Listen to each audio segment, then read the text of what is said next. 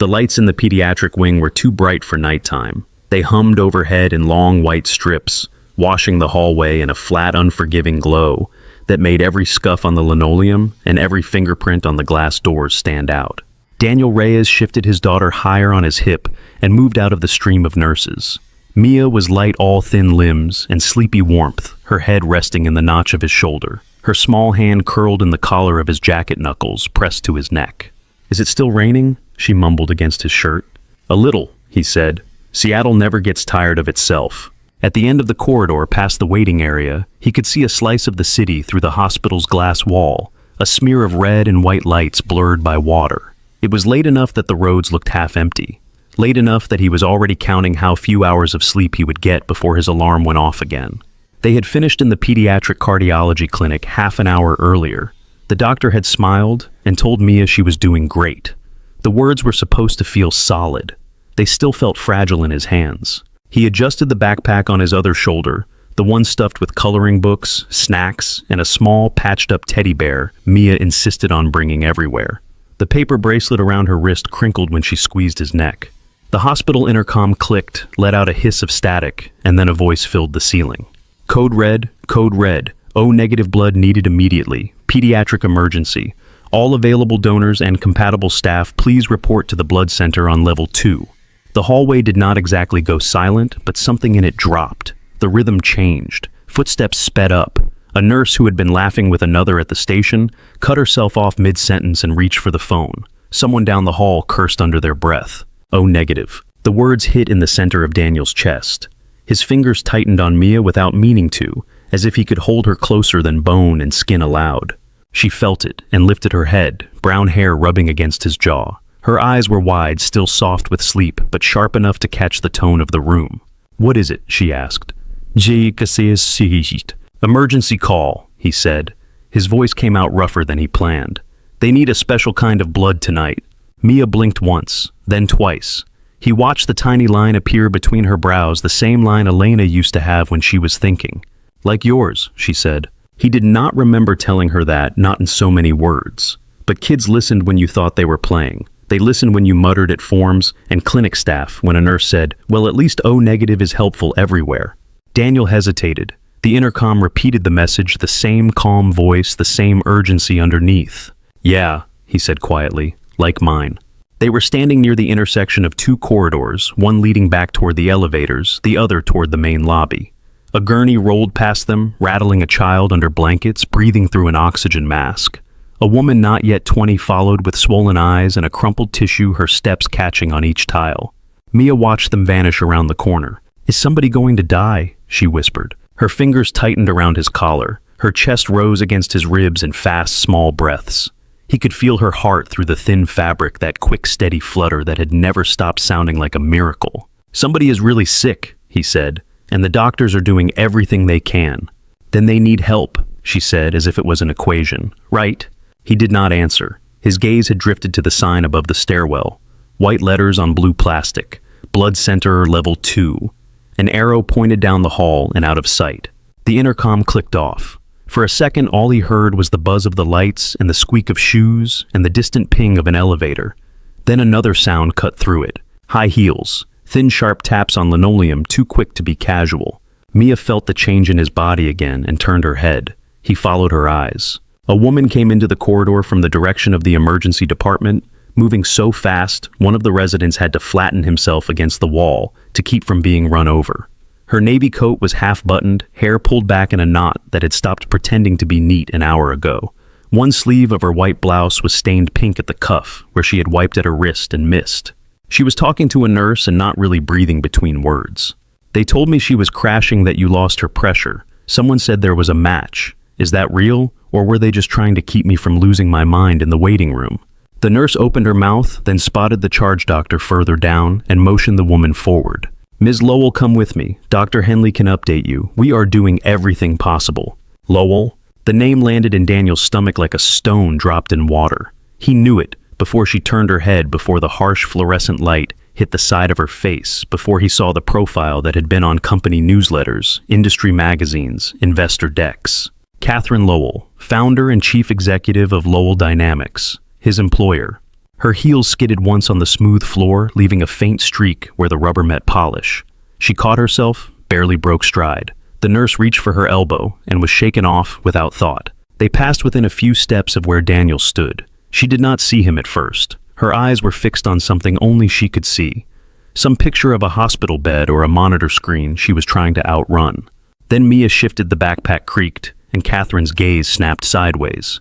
For a moment, there was nothing in her face but raw fear. No boardroom steel, no practiced neutrality. Just a mother pupils, blown wide, lips parted like she had forgotten how to breathe. Her stare flicked over Daniel and his uniform, the way it had 100 times in the lobby of the Lowell Dynamics building. Dark blue shirt, name patch over the pocket. Reyes. The standard issue badge clipped to his belt. If she recognized him, it did not show in the rush. Her eyes slid past him the way they always did, up until they dropped to Mia's wrist, to the hospital bracelet, to the little paper band that marked his daughter as a patient too. Something flickered in her expression, then something quick and messy, but it was gone as fast as it came. "Please," she said to the nurse, again hoarse, "just tell me she is still here." They turned the corner together. The echo of her heels, that sharp, uneven rhythm, faded down the hall.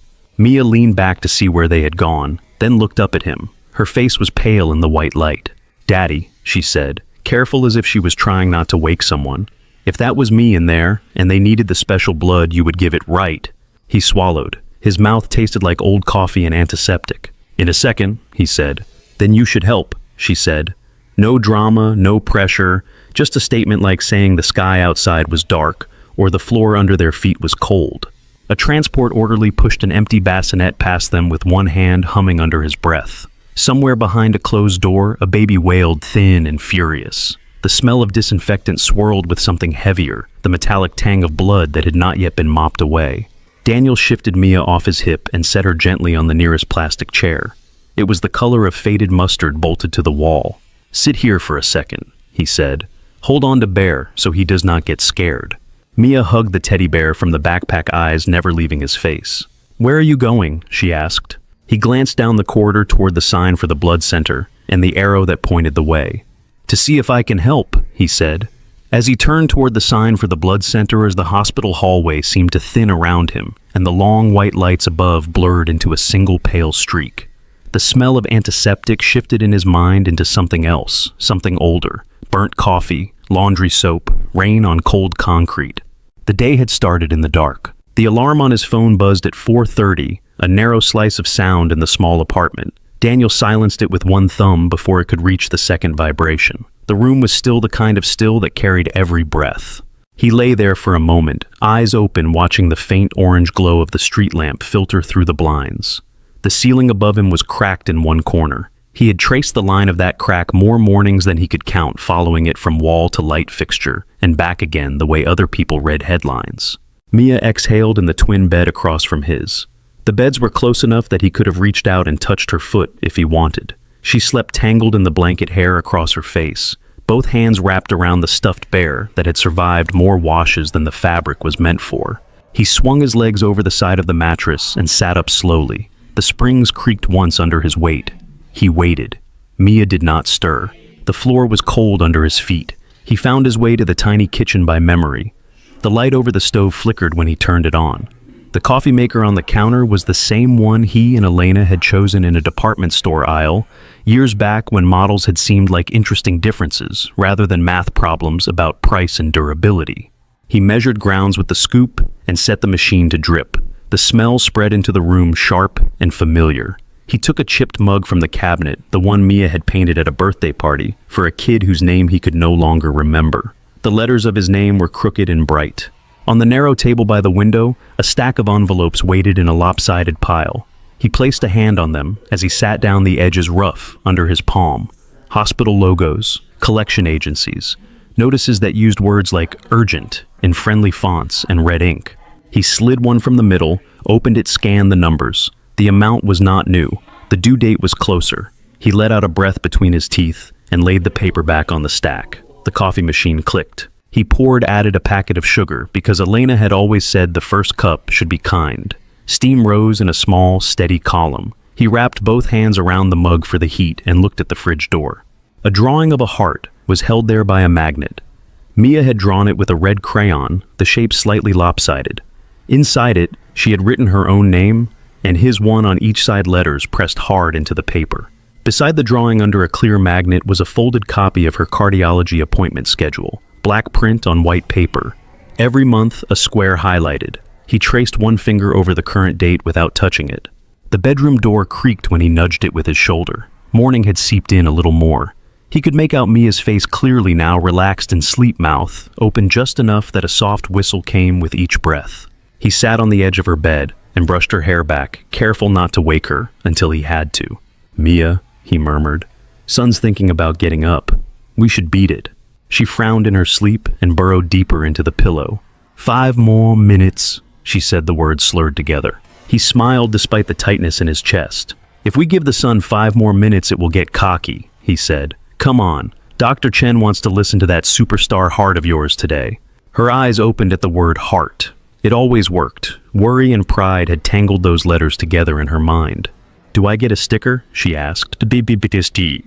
"If you breathe when he tells you to, and do not kick him in the kneecap this time, you get 2. "I did not kick him," she said. "My foot slipped." His kneecap disagreed. She sat up, hair pointing in every direction. He reached over and tapped 2 fingers lightly against her chest, just to the left. "Heartbeat check," he said. "You still in there?" She pressed her own hand there and closed her eyes for a second. "Still here," she said. They dressed in the dim light. Her sneakers were outgrown but clean. His work pants had a stain on one knee that no amount of scrubbing had ever fully erased. He tucked his Lowell Dynamics uniform shirt into the waistband and buttoned it up to the collar. In the bathroom, he leaned toward the mirror. The glass was spotted with toothpaste and water. His reflection stared back older than he sometimes felt inside. The gray at his temples had not been there when Mia was born. He ran a hand over his jaw and glanced at the draining rack. Under a small towel sat a stethoscope toy, plastic and cheap purple tubing, curved into a loose circle. Mia had left it there after playing doctor with her dolls. He picked it up, pressed the round end to his own chest for a second, then smiled at himself in the mirror and set it back. Mia bounced into the doorway, swinging her backpack by one strap.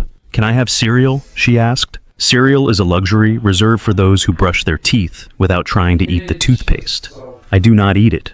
"You chew it with enthusiasm." She giggled and skipped away. They moved through the routine that had become muscle memory. Cereal in a bowl with more milk than he liked because she insisted. A banana cut into careful slices. A quick check of her inhaler and the worn insurance card that did less than it promised. He packed her backpack with a snack for daycare, the bear a crumpled coloring book and the appointment reminder. His own bag held a spare shirt, a cheap lunch, and a folded resume that had not been updated in years. Near the door, a narrow shelf held 3 framed photos. One of Mia as a toddler, cheeks round frosting on her nose. One of the 3 of them on a beach, Elena's arm thrown up in a carefree wave, the sun making her hair look like it held its own light. He paused at that one eyes on Elena's face. The curve of her mouth, the way she leaned into him. He could still hear her laugh in the kitchen when he came home complaining about some minor inconvenience at work. "You have 2 working legs and a kid who thinks you hung the moon," she had said once, drying her hands on a dish towel. "That is a pretty good baseline." He touched the edge of the frame with 2 fingers, then lifted the car keys, then remembered he no longer had a car. Habit. He grabbed their bus passes instead. Mia was waiting by the door, backpack on bare, under one arm, jacket unzipped. "Zipper," he said. She rolled her eyes but lifted her chin so he could pull it up. As he did, he checked the small white pill bottle in the inside pocket, more by feel than by sight. Full enough for now. Outside, the air was damp and cold. The sidewalk shone under the streetlights, still slick from the rain that had not fully decided to stop. Clouds hung low over the block, hemming them in. They walked to the bus stop at the corner. The city was waking slowly. A delivery truck rumbled by. A cyclist in a reflective vest glided through a red light with the casual arrogance of someone who did it every morning. Mia trotted beside him, jumping over cracks in the concrete. At one of them, she stopped and looked down. "If you step on the line," she said, "you get bad luck." "Pretty sure my luck is already working overtime," he said. "Then we cannot risk more." She hopped far enough to clear 2 cracks in one leap. He watched her small body stretch the sleeves of her jacket, riding up to show the thin wrists beneath. The bracelet of friendship string she had made at daycare brushed against her skin with each movement. The bus growled up to the curb, kneeling with a soft hiss. They climbed aboard, found a pair of seats near the middle. Daniel slid the backpack onto his lap and rested his hand on it. Mia pressed her face to the window. Seattle passed by in wet smears of neon and brick. The sky shifted from black to deep blue, then to something almost gray. Coffee shops lit their signs. People in hoodies and suits climbed onto other buses, shoulders hunched against the cold. At each stop, the bus filled more. A nurse in scrubs nodded at him as she sat across the aisle, badge from Harborview clipped to her pocket. A man in a reflective orange jacket snored softly against the glass. Lowell Dynamics rose from the street like a block of light and glass. The building's front face was almost entirely windows framed in steel, reflecting the dull sky back at itself. The company logo stretched across the top in white letters, clean and confident. Mia tilted her head back to see the full height as they stepped off the bus. "It looks like a giant phone," she said. He followed her gaze. The building did look like something meant to fit in a hand scaled up until it could crush you if it fell. "Something like that," he said. He adjusted his shirt, felt the familiar pull of the name patch over his heart, and took Mia's hand as they walked toward the shining glass doors. The glass doors of Lowell Dynamics opened, with a soft suction sound, like the building was taking a breath. Warm air rolled out to meet the damp chill of the street, and wrapped around them as they stepped inside. The lobby was big enough to swallow their whole apartment 3 times over. Polished stone floor, 2-story windows that looked out on the city and reflected it back in cleaner lines. Screens on the walls pulsed with slow animations of sleek machines folding and unfolding the company logo, fading in and out at the edges. Mia stopped just past the threshold and tipped her head back. "It is brighter than school," she said. "Costs more than your school, too," Daniel said under his breath. He guided her across the lobby toward the sign that read, "Child Care Center," with a cheerful arrow. Lowell Dynamics paid a portion of the cost if you were on staff, even if you pushed a mop instead of designing robots. It was the main reason he had not quit when the night shifts got heavy. The Child Care Center door was painted a bright yellow. Crayon drawings and construction paper hearts covered the bulletin board beside it, some curling at the edges where the tape had given up. Inside, voices overlapped in a warm, chaotic hum. A teacher with her hair in a scarf greeted Mia by name. "Morning, superstar," she said, ready to educate these heathens on proper crayon technique. Mia grinned and slipped her hand from his. "Daddy has to go clean the giant phone," she informed the teacher. Daniel touched 2 fingers lightly to her shoulder. "I will be back early today," he told her. "Big appointment with Dr. Chen, remember?" "Big appointment, 2 stickers," she said, nodding. He signed her in, wrote down the pickup time, and lingered just long enough to see her drop to the rug and join a circle of kids building a crooked tower out of foam blocks. In the employee corridor, the air changed. The glossy lobby scent of coffee and perfume gave way to something sharper. Cleaning chemicals, dust, old ductwork. He pushed open the door to the facility's locker room with his shoulder. Metal lockers lined the walls in 2 rows, some with stickers, some with names scratched into the paint. A radio played from somewhere low enough that the words blurred. "Morning, Reyes," called out Malik, another janitor from the bench. He was lacing his boots uniform shirt half tucked in. "Morning," Daniel said. He went to his locker, spun the combination, and pulled the door open. Inside, his world had been compressed into neat folds. Spare shirt, roll of quarters, a photograph of Mia on the first day of kindergarten backpack, almost larger than she was. He pinned his ID badge to his chest, took the ring of keys and closed the locker with a quiet click. When he turned, the large schedule board caught his eye. Someone had circled Thursday in red, and next to it in block letters written, "Exec Meeting Day." "She is in one of those moods," Malik said, following his gaze. "I heard. Investors in town, everything has to shine." "When does anything not have to shine?" Daniel said. Malik laughed and slapped him on the shoulder. They collected their carts in the supply room, metal frames with plastic shelves, bottles lined up in a rainbow of labels, glass cleaner, disinfectant, something that smelled like fake citrus. Daniel moved automatically, checking levels, refilling a spray bottle here, rolling a fresh trash bag there. His hands remembered before his mind woke all the way. He wheeled his cart out into the hallway. The wheels squeaked on the threshold. The lobby was quieter at that hour. A receptionist arranged stacks of brochures at the front desk. Security stood by the entrance with arms folded and a practiced scan in his eyes. Outside, the glass rain streaked down the windows in thin, hesitant lines. Daniel started with the doors, wiping each pane with careful strokes until the edges of the city sharpened. His reflection appeared and disappeared as he moved a faint double-layered over downtown. He caught sight of himself when the cloth passed over the company name etched into the glass. Lowell Dynamics. The letters floated over his face, cutting it into segments. His eyes, his mouth, his name patch. For half a breath, he saw himself as a stranger might. A man with a rag in his hand shirt tucked in too neatly shoulders, set in a way that looked stubborn even at rest. Reyes. The security guard approached, smoothing his tie. His name tag read J. Mendel in small print. "Morning," Daniel said. "You are early." "So are you," Mendel replied. He glanced toward the far end of the lobby, where two elevators waited behind steel doors. "She is in already." At 7:15, car dropped her at the curb at 7 on the dot. She walked in like she had a stopwatch going in her head. Mendel leaned closer. "Do yourself a favor. Keep the cart away from that elevator bank." Daniel nodded. "I am just finishing the windows." "You know how it is," Mendel said with a shrug that did not quite reach his face. "She sees clutter, she sees loss of control."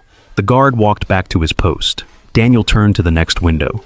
His cloth squeaked in the top corner, where a fingerprint had dried.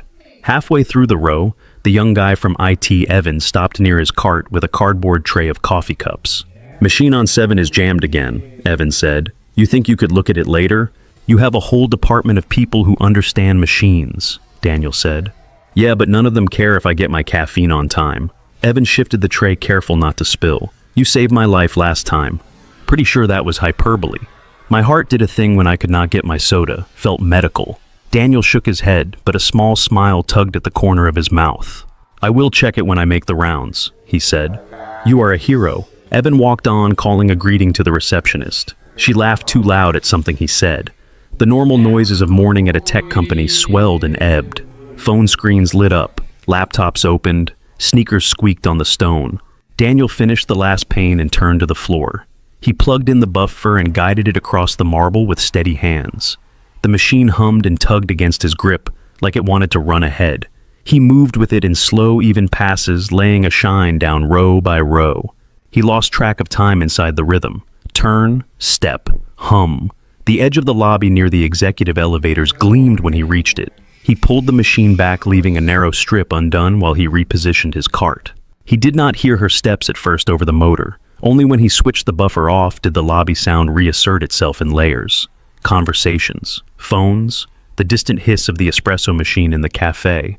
And under that sharp and precise, the click of heels on stone. He turned. Catherine Lowell was 10 paces away, walking straight down the center of the lobby, as if the building were a hallway in her own house. Close up, she looked exactly like her photos, and not at all like them. The suit was as immaculate as always, dark fabric cut to her frame. The heels high, but not impractical. Her hair was pulled back in a smooth twist. Her face, though held attention, the pose shots never showed a tightness at the corners of her mouth. A focus that made the air around her feel thinner.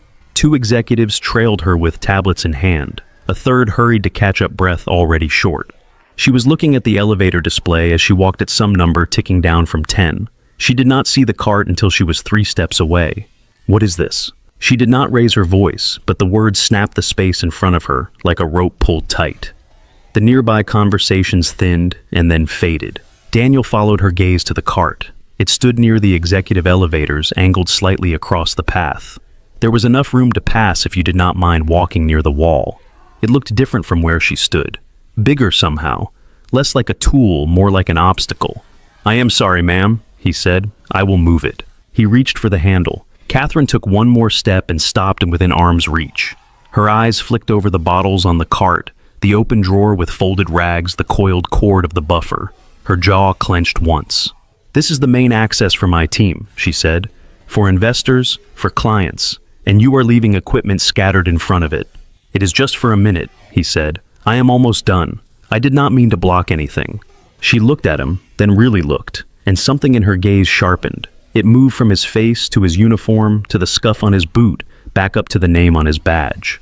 "If this is what passes for attention to detail on this floor," she said, "it explains a lot." Heat rose along the back of his neck. He wrapped his hand tighter around the cart handle. "I apologize," he said. "I will clear it." "You should not have put it here in the first place," she said. She turned her head toward the security desk. "Mendel." The guard straightened. "Yes, Ms. Lowell. Who supervises facilities on days like this?" "That would be Greg Torres, ma'am." "I want him in my office before lunch," she said. "With a report, pictures times names. I am done walking into this." Mendel swallowed and nodded. "Yes, ma'am." Daniel could feel eyes on him now. the receptionist, the IT kid, a cluster of junior staff near the cafe. No one spoke. A few shifted their weight from one foot to the other, as if their bodies wanted to move, but did not know where permission lived. He pulled the cart closer to himself, careful not to jostle the bottles. The plastic wheels squealed the sound too loud. "I am sorry for the inconvenience," he said. His voice stayed level by effort alone. "It will not happen again." Catherine studied him for a second longer. There was no recognition in her eyes. No sign that she had seen him every morning for 2 years. He was just a uniform in the wrong place, stays at the wrong time. "See that it does not," she said. She stepped around the space where the cart had been and approached the elevator. As she pressed the call button, her reflection joined his in the polished doors for a brief moment. 2 figures, different worlds. Then the door slid open and she disappeared inside with her entourage. The lobby exhaled. Someone at the far end muttered something under their breath. The receptionist bent her head over a stack of forms as if they had suddenly become fascinating. Evan, half hidden behind a pillar, gave Daniel a look that mixed sympathy and helplessness. Malik rolled his cart out from a side hallway, eyebrows raised. "Bad morning," he said quietly. "Nothing new," Daniel replied. He finished buffing the remaining strip of floor, the machine louder now in his own ears. When the last pass was done, he unplugged it, wrapped the cord with careful precision, and wheeled the cart back toward the service corridor. In the dimmer light of the back hallway, the air felt thicker. He stopped by the locker room door and rested his forehead against the cool metal for a moment. His phone buzzed in his pocket. He took it out, thumb brushing the cracked corner of the screen. A notification from the pediatric clinic reminded him of Mia's appointment time that afternoon. He stared at the words until they stopped blurring. He slipped the phone back into his pocket, straightened, and pushed the cart down the hall to finish his shift. By 2:30, the lobby of Lowell Dynamics had shifted from morning buzz to a slower, steadier hum. Meetings had swallowed the executives. Engineers had disappeared into rooms with whiteboards and screens. The shine on the floor had dulled just enough that he could tell it would need another pass by evening. Daniel stacked the last bag of trash on the cart in the service hallway and checked his watch. He wiped his hands on a clean rag signed out on the clipboard by the door and hung his keys back on their hook. Outside, the day had never quite decided what it wanted to be. The rain had turned to a mist that hung in the air without falling, dampening his hair and collar as he walked. The sky was a flat, uncommitted gray. He caught the bus 2 blocks down, squeezed between a man with paint on his jeans and a woman in a blazer scrolling through emails. The city slid by in soft focus. Tire spray from passing cars streaked the windows. Stoplights glowed against the damp. At the daycare, Mia was on the rug with 3 other kids, carefully placing stickers in a row on a piece of construction paper. Her tongue stuck out a little at the corner of her mouth as she concentrated. The stickers did not line up perfectly, but she did not seem bothered. When she saw him in the doorway, her whole face lit. She stood stickers forgotten and ran full speed into his legs. "You are early," she said, backing up to look at him. Her cheeks were pink from play. "Dr. Day," he said, "we have an appointment with the heart expert, remember." She pressed a hand over her chest. "Dr. Chen," she said, "he has cold hands. I will tell him you requested an upgrade." They signed the sheet, collected her backpack and a folded paper that might have been art, and stepped back out into the chill. He zipped her jacket up to her chin without asking. She made a small sound of protest but did not undo it. The bus to Harborview was more crowded. Nurses in scrubs. A man in a worn suit. A woman with a sleeping infant strapped to her chest. The smell inside the bus was a mix of wet wool coffee and faint baby powder. Mia took the window seat and wiped a small circle in the fogged glass with her sleeve. She drew a heart there with her fingertip, then traced it again until the lines blurred. "Does the doctor listen to my heart in the same place every time?" she asked. "More or less," Daniel said. "You know the routine. Shirt up, deep breath, do not make jokes while he is concentrating." "I never make jokes," she said. "You always make jokes." She grinned and leaned her forehead against the glass. The hospital rose into view as they turned the corner, a cluster of concrete and glass against the damp sky. Lights glowed in a grid on the upper floors. An ambulance sat parked near the emergency entrance, its back doors closed, engine idling with a low rumble. Inside, the air was warmer and smelled like disinfectant cafeteria food and something faintly floral that could not quite cover the rest. Signs in blue pointed in every direction: pediatrics, radiology, cafeteria, blood center. The pediatric cardiology clinic was up 1 level and a turn to the right. The waiting room there was full in that way. Hospitals often were every seat taken, but the talking muted. A television on the wall played a cartoon with the sound turned low. A fish tank burbled in the corner, plastic plants waving in a slow current. Daniel checked Mia in at the desk, spelled her last name twice for the woman at the computer, and took 2 clipboards of forms he had filled out in the same way many times before. They found 2 chairs near the fish tank. Mia slid out of her backpack and set Bear on her lap. She leaned forward to watch a blue fish turn in circles near a rock. "Which one do you think has the strongest heart?" she asked. "The one that keeps going in circles without getting dizzy," he said. "That one then," she said, promptly pointing. He wrote his initials on 3 different lines, checked boxes about family history and previous admissions, and pretended not to notice his own handwriting get tighter when the questions turned to insurance coverage and payment methods. A nurse in light green scrubs opened the inner door and called a name that was not theirs. A boy with a cast on his arm stood, followed by a tired woman holding a toddler who kept dropping a plastic truck. Time stretched and folded. He answered a text from Malik about the broken vending machine and typed back that he would look at it tomorrow. Mia counted the fish out loud, lost count, and started again. When the door opened next, the nurse with a ponytail and a badge that read Sarah RN lifted her clipboard. "Mia Reyes." Mia sprang up. Daniel gathered the forms in the backpack. The hallway behind the door was narrower, lit by the same relentless lights. Yellow ducks marched across a mural on one wall. On the other, a bulletin board held faded flyers about support groups and flu shots. In the exam room, the paper on the bed crackled under Mia as she climbed up. She swung her legs' heels, tapping the metal base. Daniel sat in the single chair by the wall. Dr. Chen arrived with a knock and a tired but genuine smile. His hair was thinner than the first time they had met, but his movements were as precise as ever. He shook Daniel's hand, then wiggled his fingers at Mia. "How is our favorite heart today?" he asked. "Still inside me," Mia said. "Good place for it," he said. "Let us keep it there." He listened with the stethoscope, moved it in small increments along her chest and back, asked her to breathe in and out slower, hold, release. The room filled with the faint sound of her breathing and the steady, quick percussion of her heart through the tiny bell of the instrument. Daniel watched his face for any change. A crease that had not been there, a shadow at the mouth. He did not see one. "So far, everything sounds stable," Dr. Chen said as he finally draped the stethoscope around his neck. "No new murmurs. Same pattern as last time." "Stable," Mia repeated. "That is a good word, right?" "It is a very good word," he said. He went over numbers on a chart, suggested another follow-up. In a few months, reminded Daniel which symptoms to watch for and which could wait until morning. Daniel nodded, asked 2 questions about activity levels and another about a school field trip that would involve walking up a hill. They left the room with a sticker on Mia's shirt, a cartoon heart with a smiley face. "It did not even hurt," she said as they stepped back into the hallway. "That is because you are brave," Daniel said. "I think it is because he is good at the cold hands thing now," she said. They walked back toward the main corridor. As they passed the intersection that led to the emergency department, a burst of motion broke into their path. A gurney shot through the double doors, pushed by 2 paramedics in bright jackets. A small form lay on it, half wrapped in a blanket. The child's face was pale against the white pillow. An oxygen mask covered her mouth and nose, fogging with each shallow breath.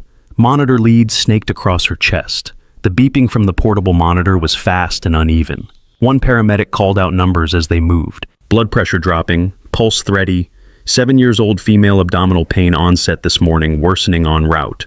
Possible internal bleeding, labs pending. A nurse jogged beside them, holding a clipboard and trying to keep up. Daniel instinctively stepped back, pulling Mia with him, until his shoulders met the wall. The gurney passed so close he could see the child's lashes resting on her cheeks, every small freckle across her nose. In the space behind the gurney, a woman trailed one hand pressed to her mouth. Her hair hung loose from a bun, damp with sweat or rain, eyes wild. Someone in scrubs gently steered her toward a chair, saying something that sounded soothing and not at all effective. Mia looked up at him. "That girl," she whispered. "She is really sick." "The doctors will help her," he said. "That is what they are here for." He believed it and did not both at once. They watched the gurney disappear around a curve in the hall. A few seconds later, the double doors at the end flapped shut behind it. The sounds of the emergency department swallowed the moment. "Come on," he said softly. "We have a bus to catch." They reached the elevator. It took them down to the main floor with a slow shudder. The doors opened onto the central lobby, where families sat in clusters of chairs and volunteers pushed carts of books and magazines. They made their way toward the exit. Daniel could see the line of people at the front desk. the sliding glass doors, the faint wash of cold air from outside whenever they opened. He was 3 steps from the turn that would take them down a side hall when a sound cracked across the corridor behind them. A scream. Not long, not drawn out, just one sharp broken note. Metal clattered against tile. Someone shouted for help. Daniel spun around. Down the hall that led toward imaging and a side bank of elevators, a wheelchair lay on its side. A portable IV pole rocked beside it, the bag still hanging, but the line pulled taut and trailing. On the floor, a small body convulsed, limbs jerking in tight, uncontrolled arcs. It was the same girl from the gurney. He recognized the hospital gown, the freckles, the pale hair fanned on the tile. The oxygen mask was gone. Her eyes were rolled back, only thin slivers of white showing. Foam gathered at the corner of her mouth. A nurse stumbled toward her, breathless. She unbuckled herself, the nurse gasped. I turned my back to sign a form and she bolted. I could not catch her. The girl's arm flung out, knocked over a metal tray. Instruments scattered, clinking across the floor. Mia froze at his side. "Daddy," she said. Her voice was very small. He looked down at her, at the way her hand had clamped around his fingers, knuckles white. "Against the wall," he said, keeping his voice as steady as he could. "Back to it. Eyes on me." She nodded and moved, pressing herself flat against the painted cinder block Bear clutched tight. He was already moving before the thought finished forming. Knees hit the floor harder than he meant, pain shooting up his legs. He knelt at the girl's side, careful to stay clear of her kicking feet. The training he had taken in a different life, in a different building, rose through the fog of adrenaline. He turned her gently onto her side, sliding his folded jacket under her head so she would not slam it against the tile. Her body fought the position, tense and jerking, but he held steady. "Call a code," he said to the nurse without looking up. "Now." The nurse fumbled for the intercom at the wall. Her hand shook. "Code blue, pediatric corridor 3, she said into the box. "Code blue." Spit and foam bubbled at the girl's lips. He used one corner of his sleeve to wipe it away, cleared her mouth as best he could without forcing anything. Her breaths came in ragged bursts between the spasms. "You are okay?" He said the words more rhythm than meaning. "You are safe. We have got you." Her fingers closed around his wrist in a grip that surprised him with its strength. For less than a heartbeat, her eyes focused, blue and full of terror. "My mom," she whispered. The sound was wet and thin. "She is not here, please." "I am here," he said. "Stay with me." The seizure rolled through her like a storm. He counted in his head to keep his own panic from taking over. 10 seconds, 20, 30. Her muscles screamed under his hands. He kept her turned, kept her airway clear, kept his voice in her ear. The overhead speakers crackled and called the code again. Footsteps pounded toward them. A crash cart rattled. Voices layered. Orders snapped into the air. At 40 seconds, the girl's body began to slacken. The jerk softened, then stopped. Her hand went limp around his wrist. For a split second, he felt the old cold fear rise, the one that smelled like hospital sheets and loss. Then her chest hitched. A breath staggered in.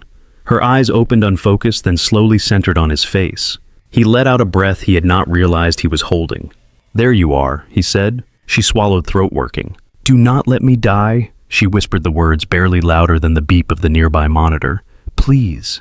His own heart thudded hard enough that he could feel it in his jaw.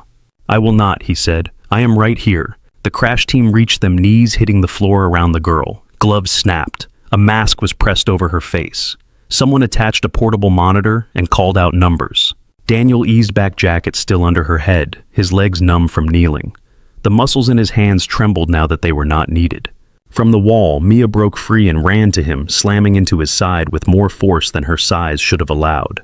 "You helped her," she said, breathless. "You helped her." He put an arm around her shoulders and drew her close, eyes still on the girl as they lifted her back to the gurney. Somewhere in the blur of bodies and lights and noise, he heard another voice, high and broken in the distance, calling a name. He could not see the woman it belonged to. He only knew there was a mother nearby who was not at her child's side, and a child who had asked a stranger not to let her die. The crash team flowed around him until he was no longer needed. Someone slid his jacket out from under the girl's head with a quick apology so they could adjust the cervical collar. The cart jolted as they lifted it, then rolled away, its speed monitors chiming like frantic birds. For a few seconds, Daniel stayed on his knees on the tile.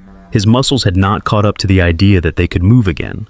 The floor felt cold even through the fabric of his pants. A faint smear of saliva and foam darkened his sleeve where he had wiped the girl's mouth.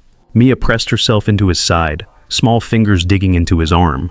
"Is she going to be okay?" she asked. He stood slowly, joints stiff. His heart thumped hard in his chest. Not from exertion, but from the echo of a memory it would not loosen. "She is in the right place," he said. "They got to her fast." It was the safest sentence he could find between truth and comfort. A nurse crouched to retrieve scattered instruments from the floor, metal clinking as she dropped them into a bin. Her hands were still shaking. When she looked up at him, there was gratitude in her eyes and something like shock. "You did exactly what you were supposed to do," she said. "Most people freeze." He did not know what to do with the compliment. He nodded once. "I had training," he said. She glanced at his shirt, at the Lowell Dynamics logo stitched above his pocket. It did not match the training she had in mind. She opened her mouth to ask something, then closed it again as another call came down the hall. "Thank you," she said instead. He took Mia's hand. "Come on, kiddo," he murmured. "Let us get out of the way." They walked back toward the main lobby more slowly this time. Mia stayed closer than usual, her arm pressed against his. Bear was clamped between her and his side, the toy's stitched smile smushed into his jacket. "She looked scared," Mia said, "like really scared." "I know," he said. Was she going to die? The words landed between them with the same weight he had felt when they left his own mouth, years ago beside another bed.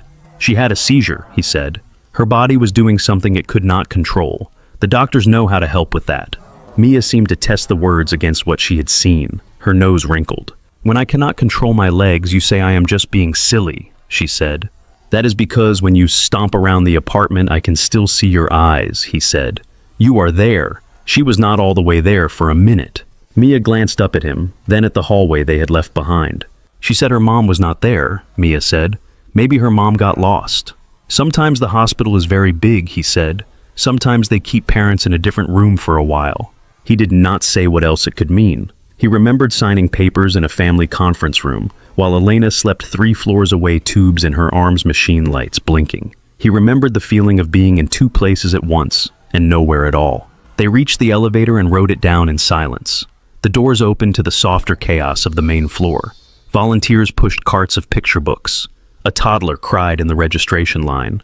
A janitor in green scrubs mopped up a spill near the vending machines, his mop leaving sharp, wet lines on the tile. Mia tugged his hand.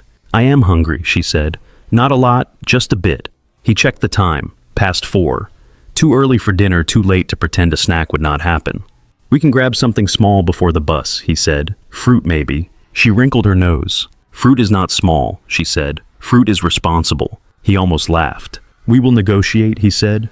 They were threading through the cluster of chairs toward the cafeteria when the hospital intercom clicked on. The sound was familiar, but the quality of the silence that followed it was not. "Code red," the voice said. Calm, firm. "Code red. O negative blood needed immediately. Pediatric emergency. All available donors and compatible staff, please report to the blood center on level 2. The second she heard the words, Mia stopped. Her head tilted as if the sound had come from somewhere inside her rather than above. The lobby changed. Not dramatically, not like the panic of a fire alarm, but in smaller ways. 2 nurses at the coffee cart turned to look at each other. A man in a white coat reached for his pager before the announcement even finished. The janitor in green paused his mop mid-swipe. O negative. The syllables lodged under Daniel's ribs again the way they had before. It was a plain fact on his medical forms. Universal donor. Rare but not unique. Useful in an abstract way. The voice repeated the call. Level 2. Pediatric emergency. Beside him, Mia looked up slowly. "That is your kind," she said. "The rare kind." He could not tell her she was wrong. He also could not yet make his throat shape an answer, so he nodded once. "It is," he said. "Then they need you," she said. No drama, no pleading, just the straight line from one point to another. She had always been good at patterns. His first instinct was to deflect. "They have staff," he started. "A lot of people here have that type. They make announcements like this all the time." He heard the thinness of the lie as he said it. He had been in enough hospitals to know that was not true. Code Red did not sound like a script. It sounded like pressure. Mia was watching his face carefully, the change in him making something in hers tighten. "If that was me," she said, "and they needed that kind, you would go." It was not a question. He saw the picture she had made in her head herself, on a bed like that girl, wires and tubes, and a room full of strangers. The idea made his stomach turn. "In a heartbeat," he said. She nodded, as if that matched what she knew of him. Her hand found the hem of his jacket and held on. "Then somebody's dad has to do that for her," she said. The simplicity of it pressed against the part of his brain that counted and calculated. He could hear the other arguments assembling, the look at the envelopes on the table, the way the room spun a little when he stood up too fast some mornings. The job he had to show up for tomorrow with a body that worked. On a small metal panel to his left, the sign for the blood center pointed down a side corridor. White letters on blue plastic. It could have been any other sign in any other building, if not for the way it suddenly seemed heavier. He swallowed. "Sit here for a second," he said. He guided Mia to a row of molded chairs bolted to the floor. She climbed up without arguing, which told him everything about how serious this felt to her. She hugged Bear against her chest, his button eye pressed under her chin. "Do not move," he said. "I am going to ask a question." "Are you coming back?" she asked. He met her gaze. "You know I am," he said. Her shoulders relaxed a fraction. She nodded and settled back, small feet dangling above the floor. The corridor to level 2 was quieter. The overhead lights still hummed, but the noise of the main lobby thinned. Posters on the wall urged people to be heroes, to donate to save a life. The smiling faces on the posters looked impossibly rested. He followed the arrows until he reached a set of double doors with Blood Center printed in discreet lettering. Inside, the air was cooler. Chairs lined the walls, some empty, some holding people with colored bandages on their arms.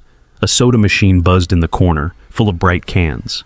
At the check-in desk, a woman in her 50s with glasses hanging on a chain around her neck looked up as he approached. Her badge read Angela in black print. "Can I help you?" she asked. "I heard the announcement," he said. "I am O-negative." Her back straightened the smallest bit. "Do you know that from previous donations?" she asked. "Yes, I used to give a few times a year." "When was your last donation?" He did the math in his head. "About a year ago," he said. "Maybe a little more." She reached for a clipboard and a laminated sheet. "We are in critical need right now," she said. "We will need to do a quick screening to make sure you are eligible. It will take a few minutes." "Do what you have to do," he said. She handed him forms, questionings, in tight columns. "Have you traveled outside the country? Have you felt ill in the last week? Have you taken certain medications, had certain procedures, lived in certain years in certain places?" He filled them in as quickly and honestly as he could, awareness of the clock running under his skin. Angela took the clipboard, scanned it, then called a nurse to do the finger prick and blood pressure. The small room where they did the testing had no windows. The chair was vinyl and slightly sticky against his forearm. The nurse pricked his finger, squeezed a drop of blood onto a strip, fed it into a small machine. "You are not nervous, are you?" she asked, wrapping the cuff around his arm. "I have been poked worse," he said. Her smile was brief but real. The machine beeped. She read the tiny display, then looked up at him. "Your iron levels look good," she said. "Blood pressure is in range. We will confirm your type, but if it is what you say it is, they are going to love you down here today." He felt something in his chest ease and tighten at the same time. They moved him to another room, larger, with 3 reclined chairs lined up along one wall. 2 were empty. One held a man reading a magazine, his arm outstretched with a needle taped in place. A soft pump wheezed quietly, drawing blood into a slowly filling bag. Angela joined them with a folder in her hand. She had taken her glasses off and held them by one arm. "Mr. Reyes," she said, "we rushed your typing." She glanced at the page in the folder. "You are O-negative with a very rare antigen profile. That means your blood is not just compatible, it is exceptionally so. For this patient, it is about as ideal as it gets." He absorbed the information in pieces. O-negative, rare, ideal. "How much do you need?" he asked. "The child has lost a lot of blood," Angela said. "The surgeons have done what they can to control the bleeding, but she is not stabilizing. We would need you to donate a double unit. It is more than a standard donation." "Is that safe?" he asked. "There are risks," she said. "You will likely feel weak and lightheaded. You may have nausea. You should not be alone for several hours afterward. We will monitor you closely, but we have to be honest about the toll it can take." He pictured the bus ride home, the narrow apartment, the climb up the stairs with Mia's weight half on him when she got tired. He pictured her in the lobby chair downstairs right now, swinging her feet and staring at the door he had come through. "How long does she have without it?" he asked. Angela held his gaze. "Not long," she said. The room seemed to narrow around that sentence. The other donor turned a page in his magazine, oblivious. The pump wheezed again.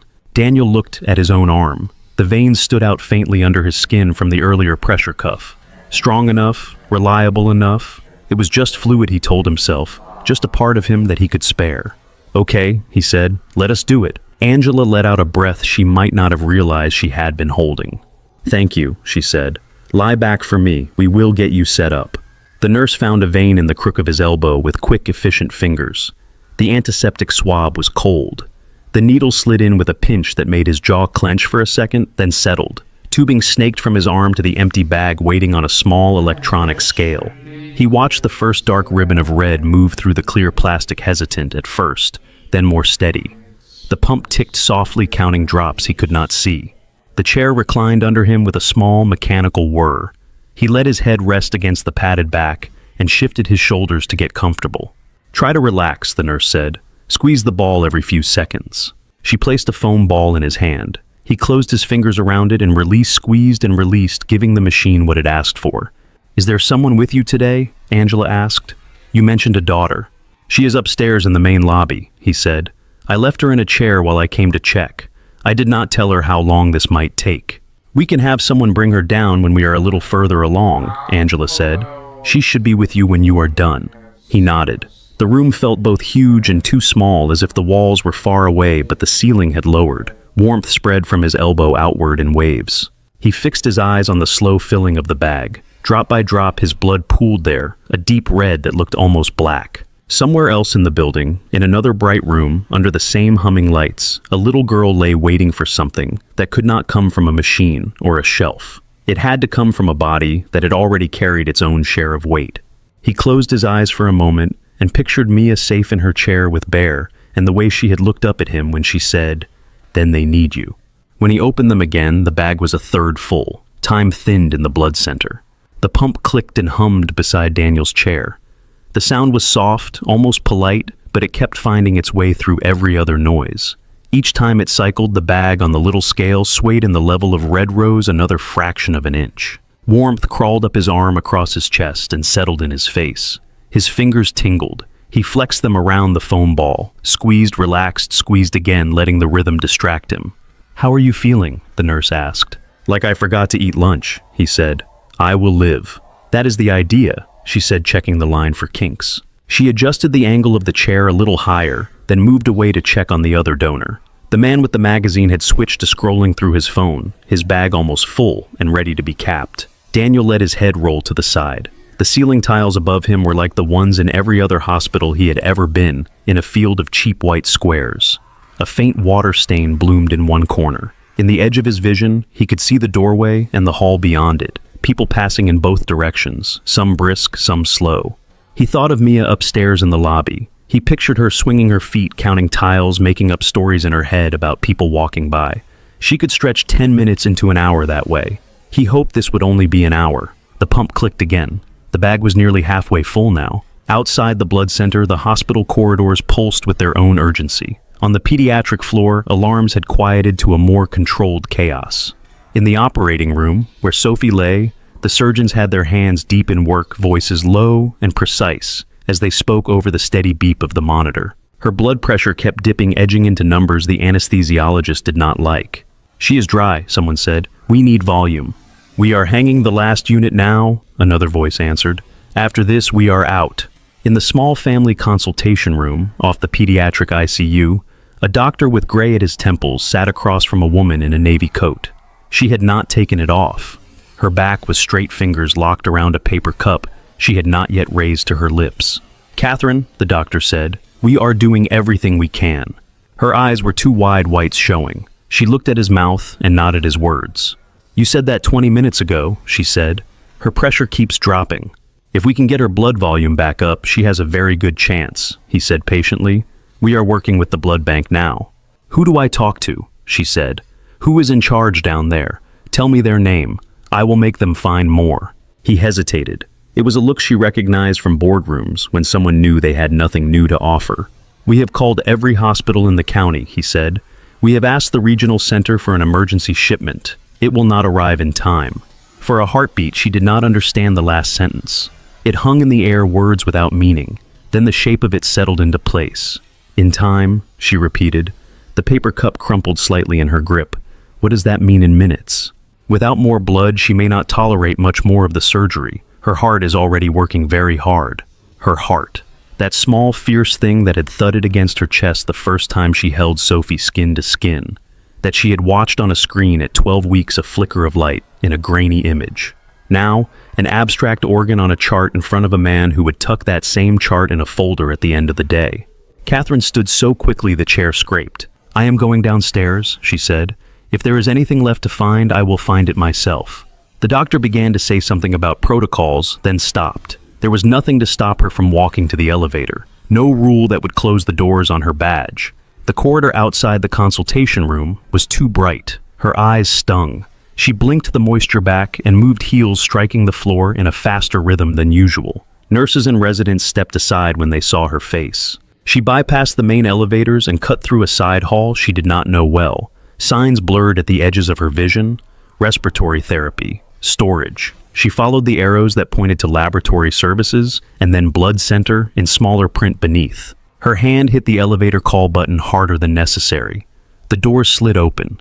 Inside, a man in scrubs pressed himself against the panel to give her space. The ride down felt slower than any trip she had taken from the top floor of Lowell Dynamics to the lobby. The elevator doors opened onto a narrower hallway with different sounds. Less chatter, more concentrated footstep noise, and the occasional rattle of a metal cart. The air was cooler here, with a faint scent of rubber and preservative.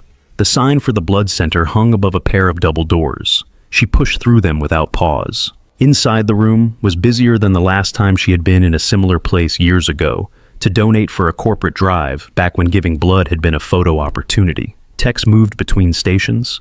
Phones rang. A fax machine impossibly spat out a page in the corner. She strode to the front desk. "I am looking for whoever is in charge," she said to the woman with the glasses. Angela looked up and recognized the expression. It did not matter that she did not know the face. Grief, fear, anger, and a kind of helpless fury at the limits of medicine all wore similar masks. "I am coordinating today," Angela said. "Are you a potential donor, Ms. Lowell?" Catherine said.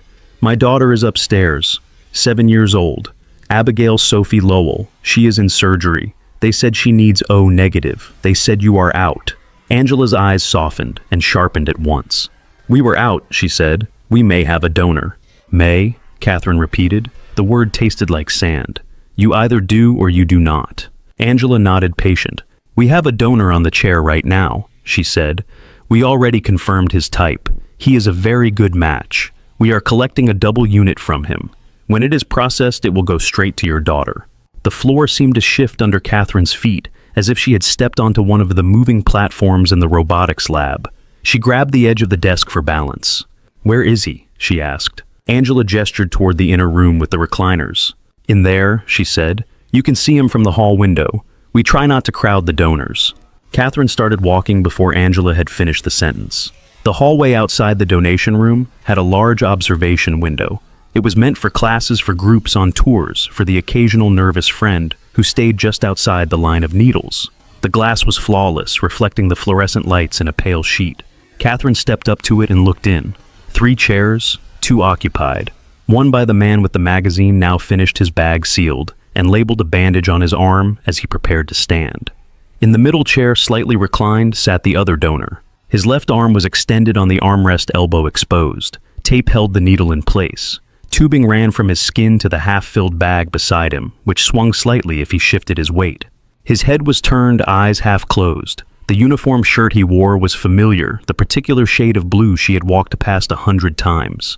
The name patch over his chest was white with blue stitching. Reyes. For a second, the name did not connect with anything. Her brain had been moving in other circles. Numbers, vital signs, surgical risks.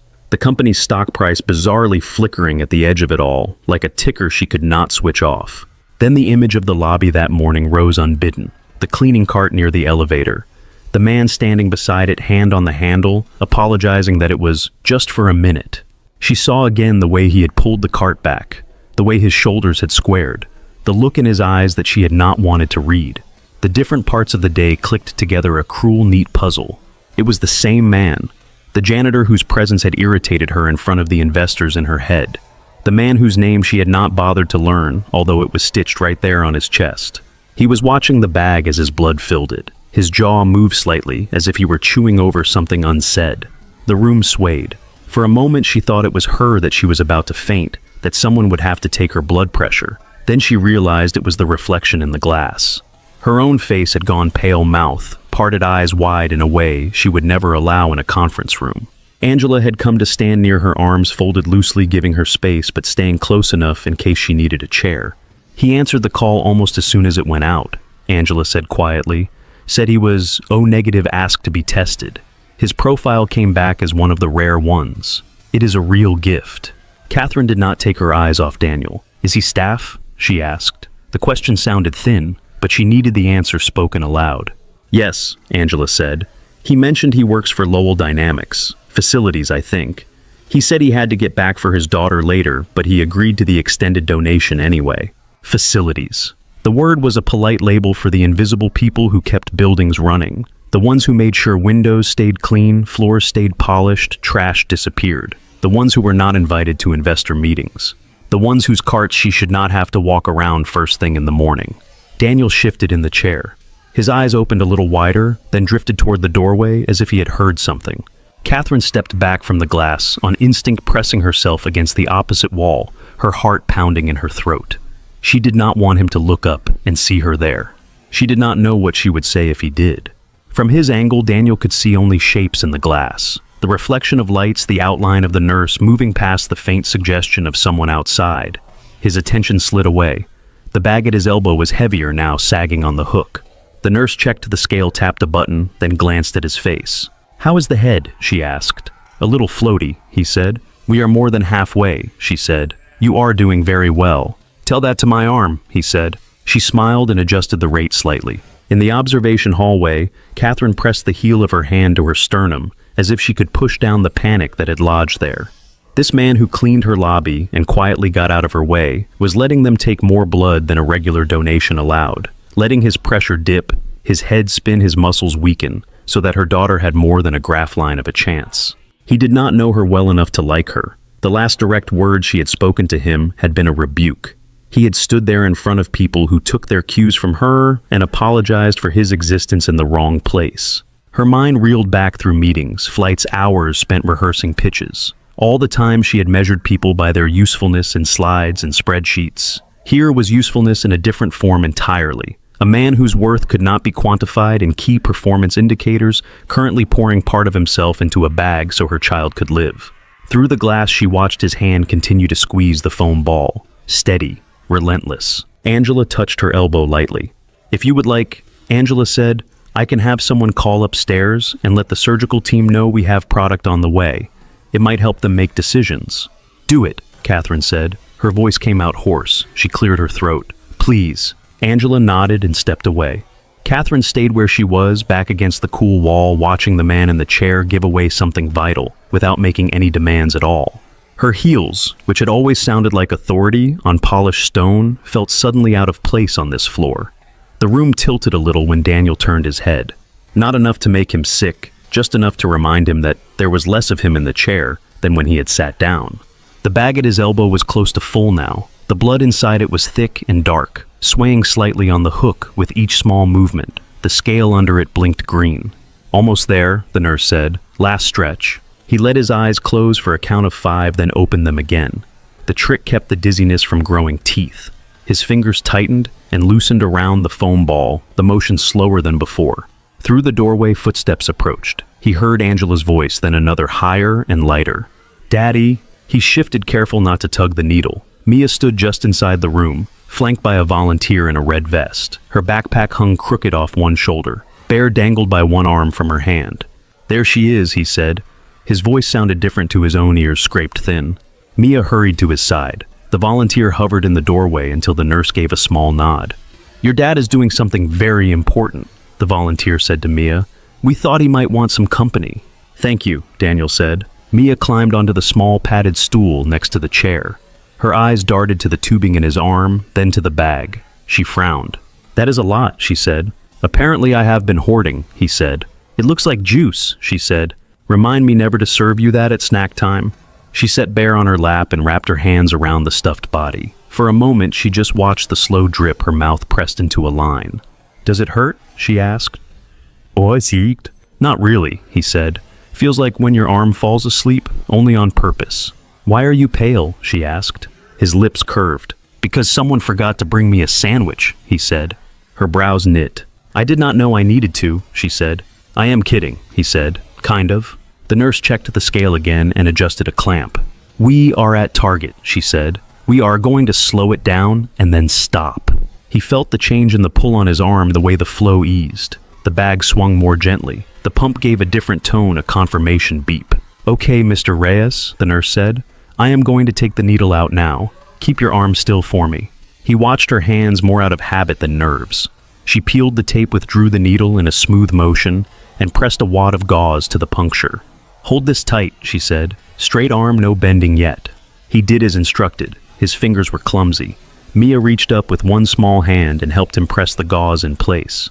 Good assistant, the nurse said. Maybe we should hire you. Do you pay in stickers? Mia asked. We can negotiate, the nurse said. She wrapped a length of stretchy bandage around his elbow, snug but not painful. The chair whirred as she raised the back to a more upright position. Take your time, she said. Do not rush standing up. We want your brain to catch up with the rest of you. Angela came back in with a clear plastic container, the lid fogged from the warmth inside. We keep the good snacks for the heroes, she said. Crackers juice may be something with more sugar than sense. Mia perked up. He likes orange, she said. Angela handed Daniel a cup of orange juice and a small pack of crackers. His hand shook a little as he took the cup, so Mia steadied it from underneath. As he ate, color crept back into his face. The room settled into a more stable position. The thudding in his ears eased to something like normal. How long until they can use it? He asked, nodding at the bag now lying on a tray labeled and sealed. We will run it through the rapid processing, Angela said. The lab will clear it as soon as possible. It will be in the operating room within the hour. He let out a breath. Good, he said. Used to be that he never thought about where blood went. It was something you gave, then you went back to your day. Today, every minute between his arm and that girl's veins felt personal. In the operating room, a nurse received a call from the blood bank. Her eyes lit in a way that had nothing to do with the surgical lights. Compatible unit ready, she told the anesthesiologist. On its way up now? About time, the anesthesiologist said, relief tucked inside the words. When the bag arrived, clear tubing snaked from its port to the line already in Sophie's arm. The red inside was the same shade as the one that had hung beside Daniel's chair. Gravity did the rest, guided by careful hands. As the transfusion flowed, the monitors began to change. Numbers steadied that had been sliding. Beeps evened out. The jagged line of her heart rhythm smoothed. Pressure is coming up, someone said. Hold it there, kid, the surgeon murmured, eyes on the field. On the pediatric floor in a small staff lounge that smelled of coffee and microwave popcorn, a nurse glanced at the board that tracked patient status. The note by Sophie Lowell's name shifted from critical to guarded. It was a small change in ink, a large one in meaning. In the blood center, Daniel finished his juice and leaned his head back. Mia watched his chest rise and fall with an attention that was too old for 6. You gave her a lot, she said. Do you have enough left for you? He looked down at her. I have enough, he said. My body will make more. That is what it does. Like when I scrape my knee, she said, and it makes a scab. Just like that, he said, inside. She seemed to consider that, then nodded. Can I tell Dr. Chen that my dad's heart helped someone else's heart? She asked. You can tell him whatever you want, he said, as long as you do not tell him about the time I almost fainted at your vaccines. You almost fainted, she said, eyes wide. I said almost, he answered. Angela returned with discharge papers and a form for him to sign. We would like you to sit here another 15 minutes, she said. If you feel steady after that, we can let you go. No running marathons tonight, no lifting anything heavier than your daughter. She is heavier than she looks, he said. I know, Mia said. My brain is huge. Angela smiled. If you feel dizzy at home, sit down, she said. If you feel worse than that, call. Your body just did a big thing. Daniel signed where she indicated. The pen felt heavy in his hand. Thank you again, she said. The words were simple, but her voice held a weight that matched their size. You made a real difference today. He nodded because he did not know how to receive that without deflecting it into a joke. When they finally stepped back into the main corridor, the shift from the cool of the blood center to the warmer air of the hospital was noticeable. The sounds were louder here. Life had gone on outside the small room where his blood had pooled in plastic. Mia held his hand tightly as they walked. He let her set the pace. His legs felt like they belonged to someone else for the first dozen steps, then settled. On the pediatric floor, a nurse stuck her head into the family consultation room, where Catherine sat staring at a spot on the opposite wall. "Mrs. Lowell," the nurse said, "we just received word from the surgical team. Your daughter is stabilizing. The transfusion is working." For a second, Catherine did not react. The words floated in front of her, then they sank in. Her shoulders dropped a fraction. The air she let out sounded almost like a sob. "Stabilizing," she repeated. "Her pressure is coming up," the nurse said. "They are closing now. Dr. Henley will speak with you when he comes out, but they wanted you to know she is responding." Catherine closed her eyes. The paper cup in her hand had gone cold. The coffee inside was untouched. "Can I see her when they are done?" she asked. "Yes," the nurse said. "She will be in recovery for a bit, then back to the ICU. We will bring you when it is time." Catherine nodded. The nurse stepped out quietly. Alone again, Catherine pressed her palms together and brought her folded hands to her mouth. It was not a gesture she usually made, not praying exactly, more like holding herself in place until her legs trusted the floor. She thought of the man in the chair downstairs, of the way the bag had filled, of the bandage that would now sit in the crook of his arm, a small square over a small wound. He had done that for a child he did not know, for a mother who had ignored him. The discrepancy sat in her chest like a stone. Evening fell outside while the hospital continued its own schedule. Nurses changed shift, staff rotated out. The sky beyond the windows went from gray to dark blue, and then to black, the city lights brightening to fill the void. In the ICU, Sophie lay under warm blankets, her hair damp at the temples, a line of fresh stitches hidden beneath the bandage on her abdomen. The monitor by her bed beeped in a steady, acceptable rhythm. Her face had lost the gray cast it had worn in the operating room. A faint blush of color had returned to her cheeks. Catherine sat in the chair at her bedside, hand around her daughter's thumb, stroking absent circles on the back. "You scared everyone," she whispered. "Overachiever." Sophie did not wake, but her fingers twitched once in her mother's grasp. Hours later, when a nurse suggested she go home and rest, Catherine shook her head. "I am not leaving," she said. "At least get something to eat," the nurse said. "You will do her more good if you do not pass out." Catherine relented enough to stand. Her knees cracked in protest. The hospital corridor outside the room seemed longer than she remembered. Near the nurse's station, the same nurse from earlier approached her, a bit of paper in hand.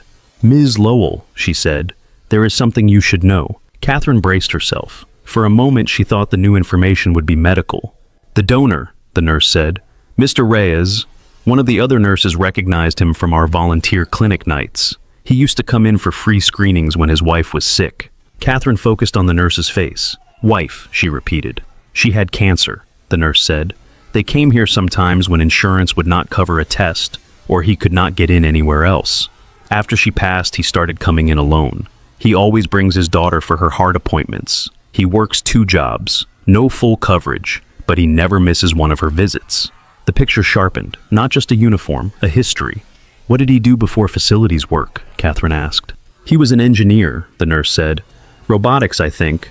One of our techs used to work with him before his wife got sick. Said he was good.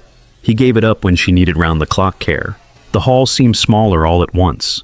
Air pressed lightly against Catherine's chest. "Thank you," she said. The words felt inadequate. The nurse gave her a sympathetic nod. "Last I heard, he was being discharged," she said. "Front lobby. He looked a little wiped out. His little girl was with him. Tough kid." Catherine stood very still for a count of 3, then turned toward the elevator. The ride down felt different this time. She watched the numbers light one by one. Her reflection in the metal doors looked more like the woman she saw late at night than the one in company videos. There were lines at the corners of her mouth she did not usually notice. Her eyes looked tired in a way that had nothing to do with ours. The main lobby on the ground floor was quieter than it had been that afternoon. The volunteer carts were put away. The chairs were half empty. The overhead announcement spoke of visiting hours and hand hygiene. Near the automatic doors, under a large abstract painting, Daniel sat on a plastic bench. Mia was curled against his side, head on his shoulder, eyes closed. His arm was around her hand, resting on her upper arm. The white bandage at his elbow showed under his rolled sleeve. He looked smaller, without the movement that usually filled the space around him. The energy he carried when pushing a cart or buffing a floor had settled into stillness. His face was pale, a little drawn around the mouth. He watched the revolving door with a kind of patient detachment, as if waiting for something delayed on a track. Catherine's heels made a soft sound on the tile as she approached, quieter now that there were fewer other feet to cover them. She stopped a few steps away. "Mr. Reyes," she said. He turned his head. His eyes clicked into focus. It took him a fraction of a second to place her. This was not the building where she usually addressed him, not the suit she wore there, not the context. "Ms. Lowell," he said. The words were neutral. He did not move his arm from around his daughter. "I wanted to," she began, then stopped. The sentence she had rehearsed in the elevator, the one about gratitude and responsibility, scattered. Mia stirred at his side, blinked up at Catherine, then tucked herself closer to Daniel like a small animal testing the air. "I heard about your daughter," he said. "They said she is stabilizing." Relief flickered through Catherine that he knew that much.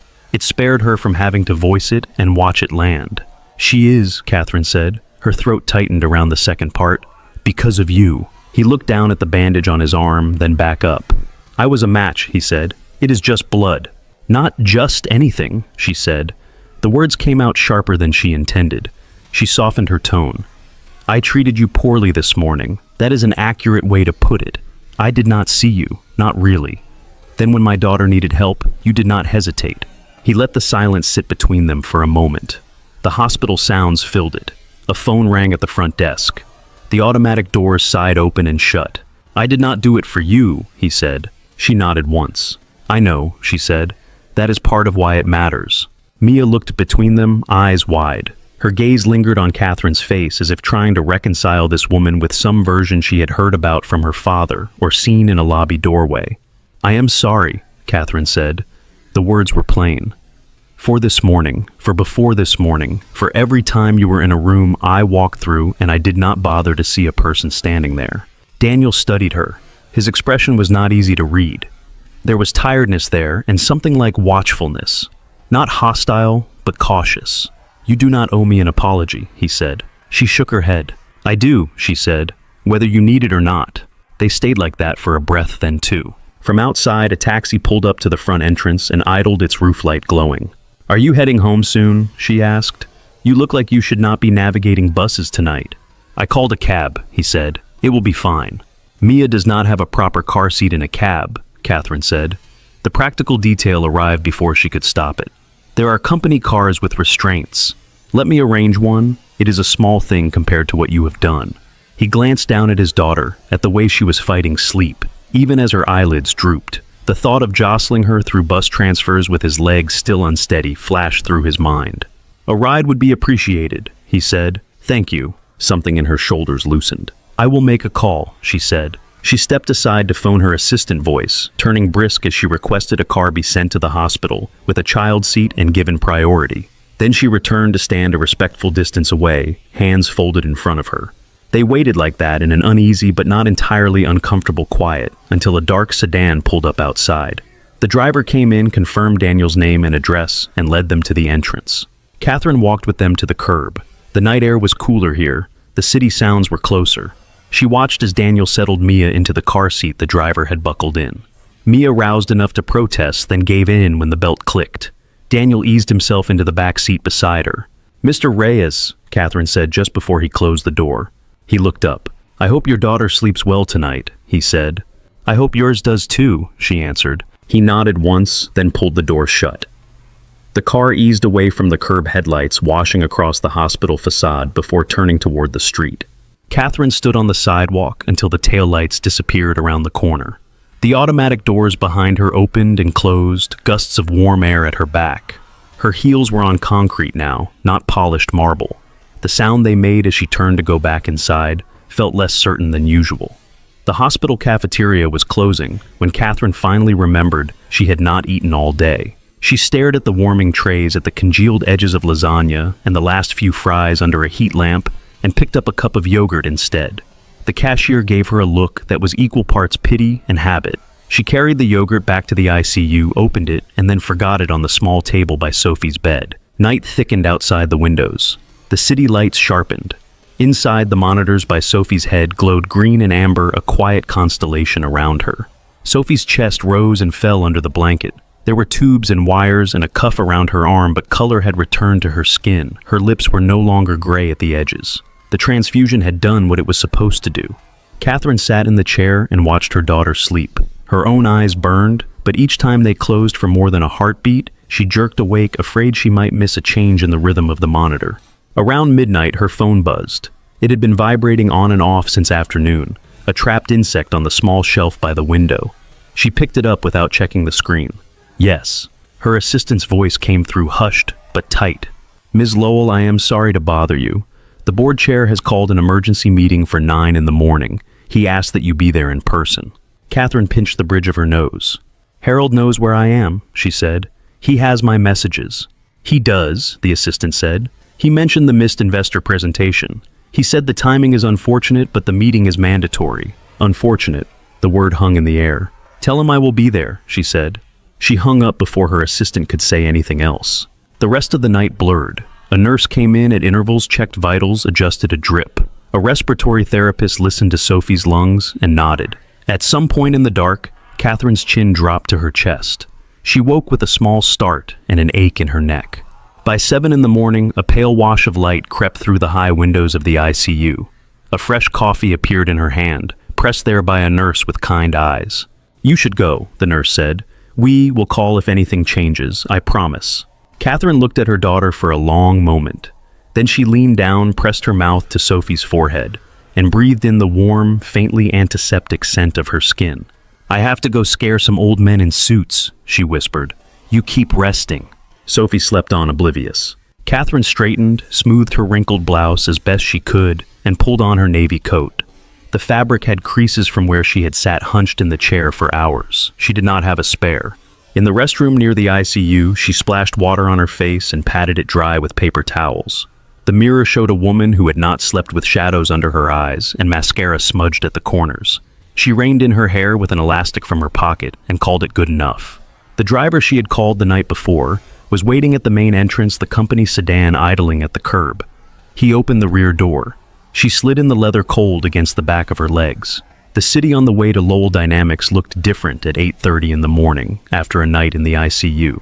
School children with backpacks trudged toward crosswalks. People in business casual clustered around coffee carts. A woman in a parka walked a dog that shook rain off its coat at every corner. Her phone buzzed again. She glanced at the screen.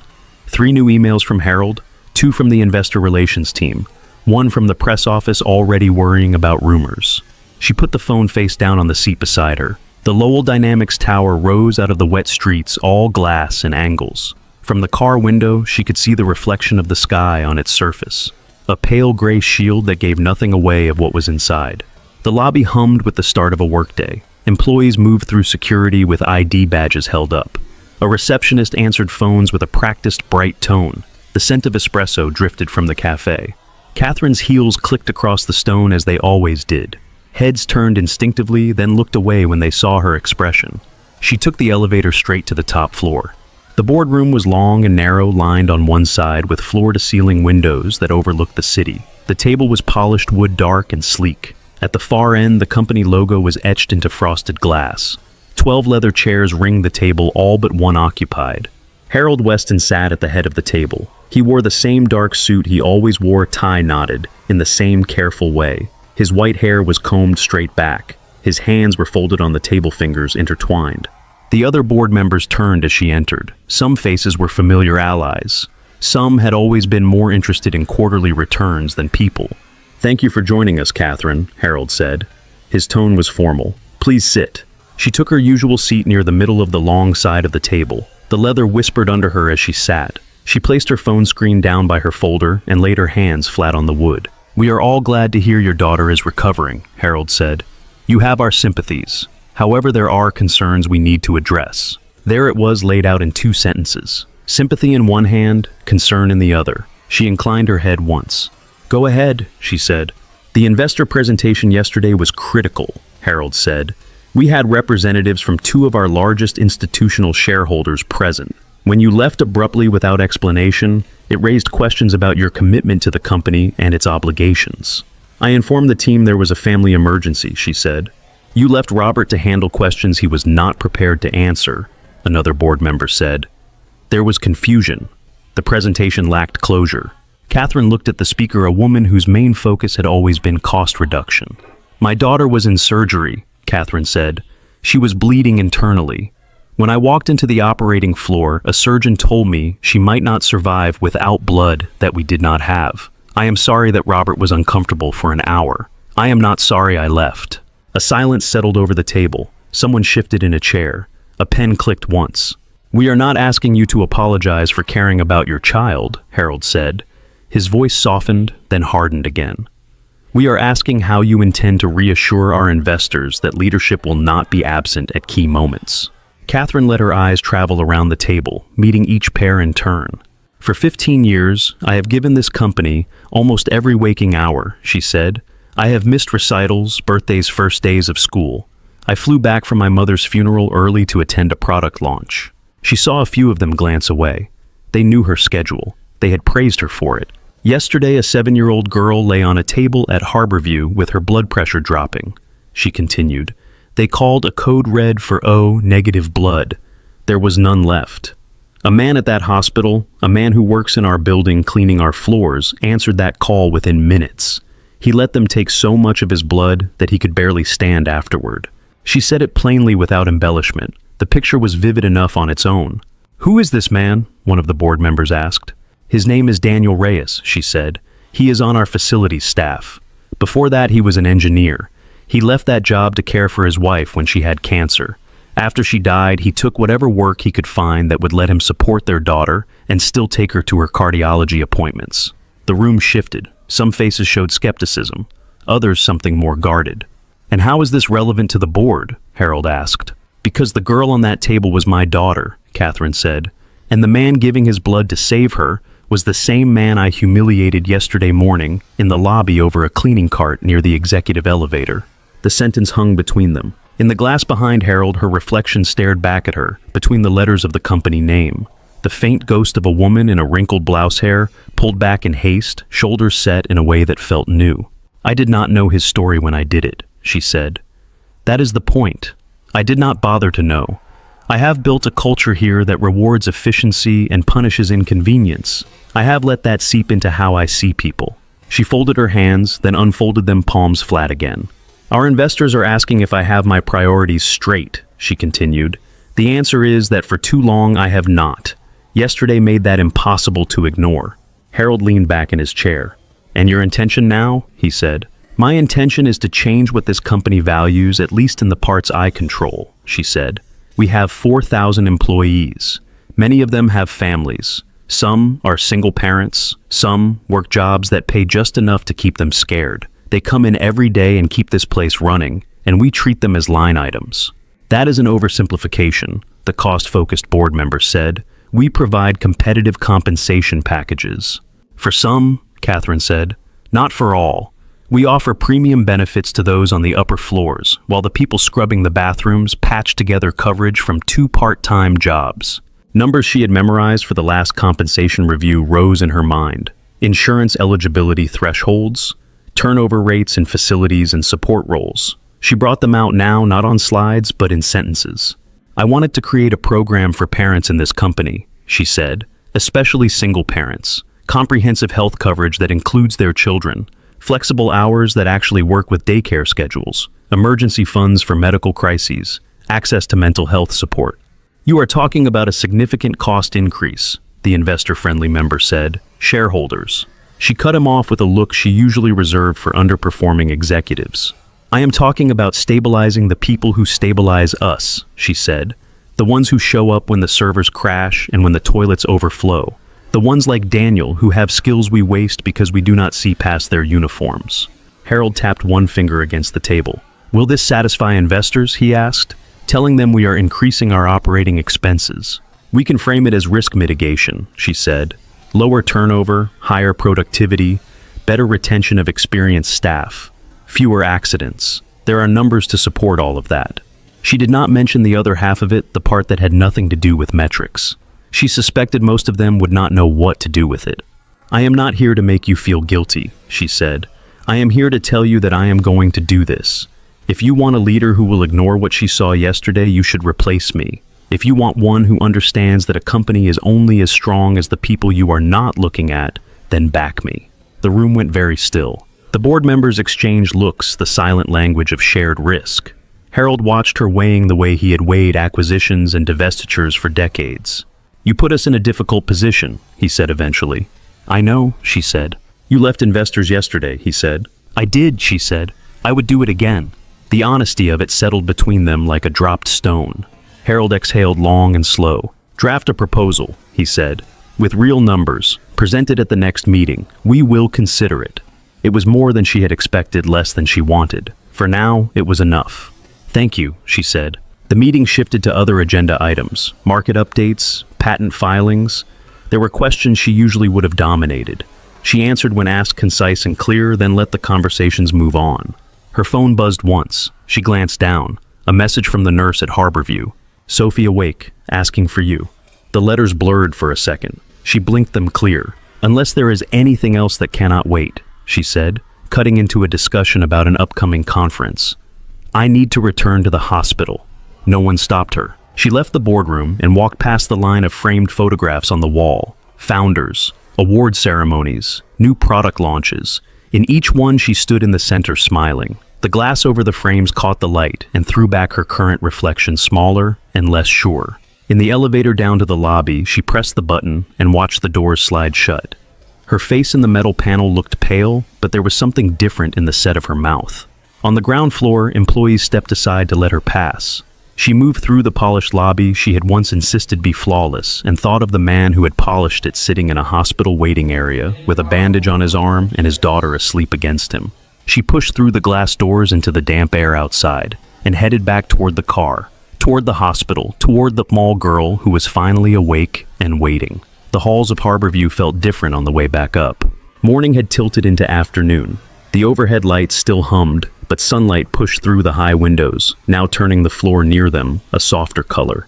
Visitors carried paper cups of coffee cradled in both hands. A child in pajamas rolled an IV pole decorated with stickers. Catherine stepped out of the elevator onto the pediatric floor and moved toward the ICU. Her heels hit the linoleum in a slower rhythm than usual. At Sophie's doorway, she paused. The monitors still stood guard, quiet now, their lights steady. Sophie lay propped slightly higher on the bed, a pale blue blanket over her legs. Her hair was brushed back from her face. Someone had clipped it behind her ear with a small plastic barrette from the hospital supply, translucent and shaped like a flower. Her eyes were open. "Mom," she said, voice rough from the tube that had been in her throat earlier. "You took forever." The tightness in Catherine's chest snapped. She crossed the room in 3 quick steps and clasped her daughter's hand, careful of the IV line. "I had to go talk to some people who needed reminding about what matters," she said. Sophie studied her, then seemed to decide this was acceptable. "Dr. Henley said I am doing really good," Sophie said. "He said there was a problem inside my belly, and they fixed it, and also that I got superhero blood." Catherine felt her mouth twitch. "Is that what he called it?" she asked. "He said a man came and gave me his blood," Sophie said. Her brow furrowed a little. "Like a donation. Like when we take clothes we do not need any more to the place with the blue bins. Only it was not clothes, it was blood." "Something like that," Catherine said. "He volunteered to help when they needed him." "I want to say thank you," Sophie said. "You will," Catherine said, "if he is willing to meet you." Sophie nodded solemnly, as if this were a contract. "I told Nurse Sarah that when I am better I can draw him a picture," she said, "of a heart, with a cape." Catherine squeezed her hand gently. "He would probably like that," she said. There was a soft knock on the doorframe. Catherine turned. Nurse Sarah stood there, a folder tucked under one arm. "Sorry to interrupt," she said. "I thought you would want to know that Mr. Reyes is here. He brought his daughter for her follow-up, and he asked about Sophie. I told him she was awake." Catherine straightened. "He is on this floor?" she asked. "In the waiting area, by the vending machines," the nurse said. "He said his daughter wanted to make sure Sophie was okay." Sophie perked up. "Is that him?" she asked. "The blood man." Catherine looked from the nurse to her daughter, then back. "Could you ask him if he and his daughter would like to come in?" she said. "If Sophie gets tired, we will cut it short." "Of course," Sarah said. She stepped away. The sounds of the unit filled the gap she left. A cart rolling somewhere. A quiet chime from another room. Sophie shifted her head on the pillow. "Does he work with you?" she asked. "Like meetings and stuff?" Catherine considered her answer. "He works in the same building," she said. "He makes sure the building stays clean and working. He has an important job." "Cleaning is important," Sophie said. "If they did not clean in here, it would be gross." "Yes," Catherine said. "It would." A minute later, soft footsteps approached. Nurse Sarah appeared again this time, with Daniel just behind her in the doorway. Mia stood slightly in front of him, her hand tight around the edge of a piece of construction paper. For a second, no one moved. Daniel's face held the careful expression of someone entering a space that is not quite theirs. His shoulders were hunched as if ready to apologize for taking up room. He had changed into a clean shirt, but the faint impression of adhesive still marked the inside of his elbow. Mia's gaze flicked around the room, taking in the monitors, the wires, the way Sophie's arm lay with the IV taped to it. Her own hand clutched the drawing so firmly the paper bent. Catherine stepped aside, one hand lifting in a small invitation. "Please," she said, "come in." Daniel nodded once and took a few steps into the room. Mia followed her sneakers, making almost no sound on the floor. "This is my daughter Mia," Daniel said. She insisted. Mia moved closer to the bed, then stopped when she reached the rail. Up close, Sophie looked more fragile, the bandage on her arm, the pale lines of her face. But her eyes were bright.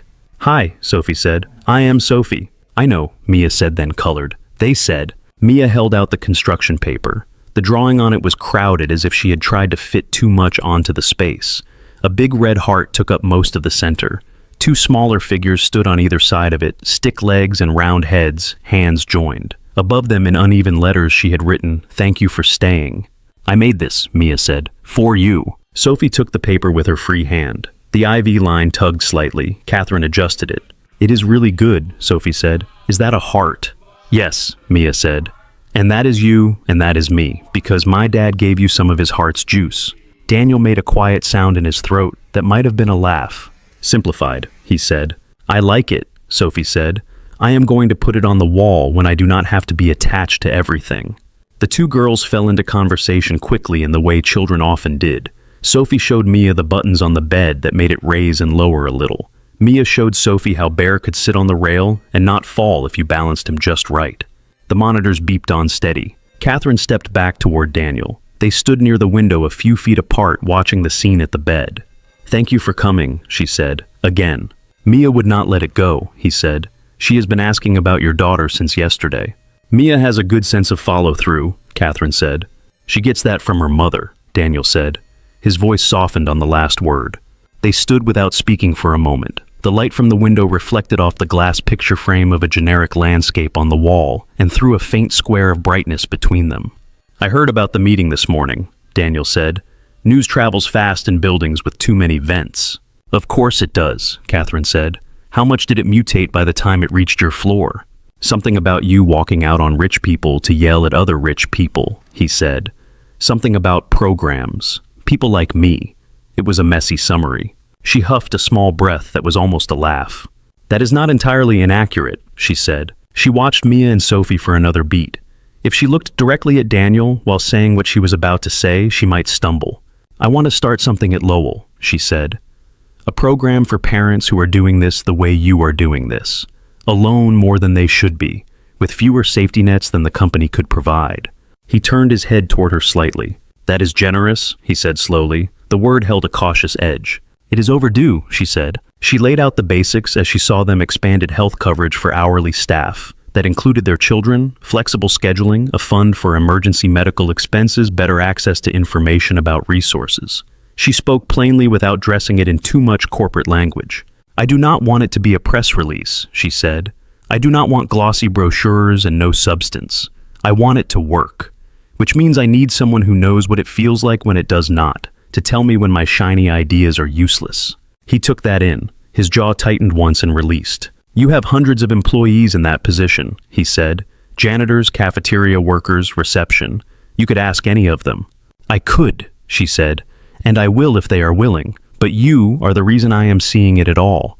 Your face is the one I cannot unsee when I think about how this company operates. You are an engineer, a parent, a person who knows how systems break in slow, ordinary ways."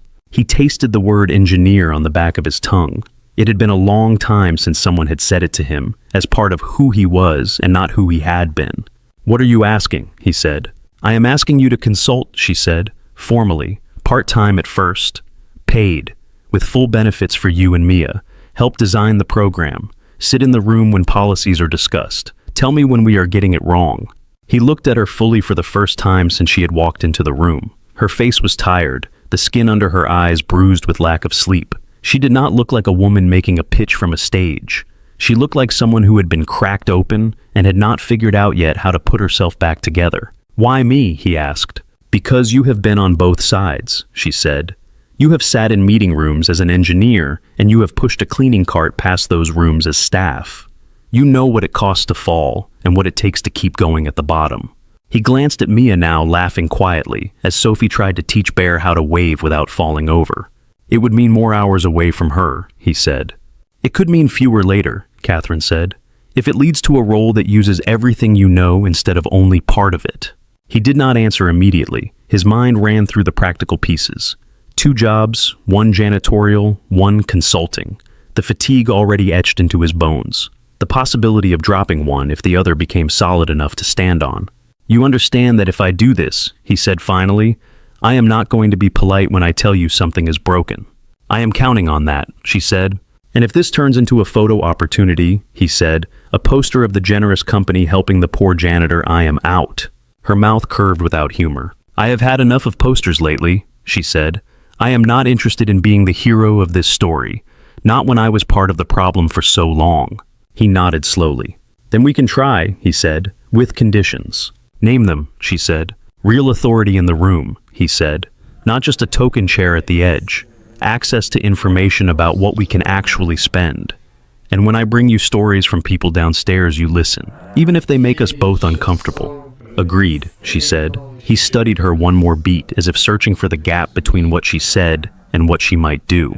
"Then yes," he said, "I will help."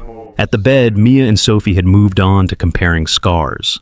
Mia traced the outline of the small, pale line on her chest from an earlier procedure. Sophie lifted the edge of her blanket to peek at the bandage on her abdomen. "Mine looks like a line," Sophie said. "Mine looks like a comma," Mia said. "They are like secret punctuation," Sophie said. The monitor continued to beep, steady and indifferent to grammar. Catherine watched the 2 girls, their heads bent together, dark hair, and liked the cords and tubes draped around them like vines that would one day be removed. "She likes Mia," Sophie said later, when the visitors had left and the room had gone quiet again. "Mia likes her too," Daniel had said in the hallway, when they parted, Mia leaning against his side. "Kids are better at this than we are." Now, in the small pause between the soft sounds of the ICU, Catherine stood by the window and looked out at the glass and steel of the city. For the first time in a long while, she let herself imagine the building she worked in, filling with something sturdier than polished floors and glowing screens. Behind her, Sophie sighed in her sleep, and the monitor traced the sound in quiet green lines. 6 weeks later, the lobby of Lowell Dynamics did not look quite the same. The stone floor still shone. The windows still rose 2 stories high, reflecting the sky and the city outside. The logo still hung over the reception desk, white letters on clear glass. But there was a small stage set up near the executive elevators, a low platform with a simple podium. Rows of folding chairs faced it. Some were already filled. Others waited for people who were still trailing in from different floors. For once the crowd was a mix. Engineers in hoodies, designers in dark sweaters, receptionists in neat blouses, cafeteria staff in polo shirts, facilities workers in blue uniforms like Daniel's. The security guard Mendel stood near the back off-duty for the hour, arms loose at his sides instead of folded. Near the front, Mia sat on a chair with her legs swinging sneakers, not quite reaching the floor. Beside her, Sophie fidgeted with a hospital bracelet she had kept as a souvenir, the plastic circle clacking softly against her thumb. Bear rested on Mia's lap, wearing a ribbon Sophie had insisted on tying around his neck. Banners hung on either side of the stage. The design team had kept them simple. No smiling stock photos, just the company name, and beneath it in smaller letters the title of the new program.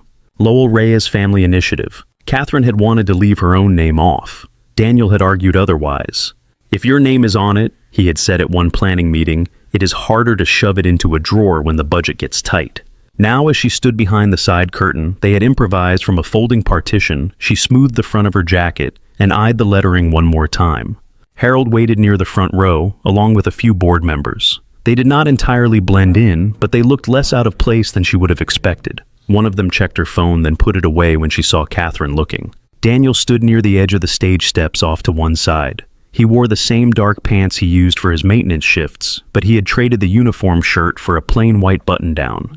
It made him look more like the engineer he had once been, though the calluses on his hands told both stories. Ready? Catherine asked. Not even a little, he said. Good, she said. Me neither. She stepped out first. The low murmur in the lobby dipped, then quieted as people noticed her. The microphone picked up a faint buzz and then settled. Thank you for coming, she said. Her voice echoed lightly against the stone and glass. She watched it land. Faces tipped up toward her, some curious, some wary, some openly skeptical. You all have your own reasons for being in this room, she said. Work, courtesy. Maybe someone promised there would be donuts afterward. A ripple of small laughter moved through the crowd, easing the tightness in her shoulders. I asked for this gathering because something happened in another building in this city, she said. Not here, at Harborview Children's Hospital. She did not tell the whole story again. Most people had heard some version by now. Instead, she sketched it in quick strokes. A child in surgery, a blood shortage, a call over the intercom. A member of our staff heard that call while he was waiting for his own daughter's appointment, she said. He went to the blood center and offered to help. He gave more than is usually asked. It was not without risk to him. He did it anyway. She let that sit for a beat. That child was my daughter, she said. The man was Daniel Reyes. Heads turned toward him. Daniel shifted his weight and kept his eyes on a fixed point at the back wall. I am not telling you this to embarrass him, she said. I am telling you because it forced me to see something I had been ignoring. That there are people in this company carrying burdens I never accounted for. People who make it possible for us to do what we do upstairs while they worry about medical bills, childcare, and shifts that do not line up with the school day. Her gaze moved over the uniforms, the name badges. She thought of the stories she had heard over the last few weeks in conference rooms that had never hosted those voices before. A single father in shipping trying to manage dialysis appointments for his mother. A cafeteria worker covering her sister's rent. A receptionist who hid her panic attacks in the restroom between calls. We cannot fix everything, she said, but we can stop pretending that these things are not part of our work. She gestured to the banner. The Lowell Reyes Family Initiative is a start, she said. It provides full health coverage for dependents to all full-time staff, regardless of title. It creates an emergency fund for medical crises. It sets up flexible scheduling options for parents and caregivers in roles that have never had that choice before. It gives employees access to real information about resources outside these walls, not just a pamphlet no one explains. She did not quote numbers. Those would come later in documents and emails. Right now, she wanted faces, not charts. This program exists because one of our own reminded me with his actions that the floor in this lobby is not the only thing that needs attention, she said. She turned toward Daniel. Daniel, she said, would you join me? He knew it was coming, but his stomach still tightened. Mia caught his eye and gave him both thumbs up, face earnest. Sophie made a little shooing motion with her hands. He climbed the steps to the stage. The microphone was a little too high.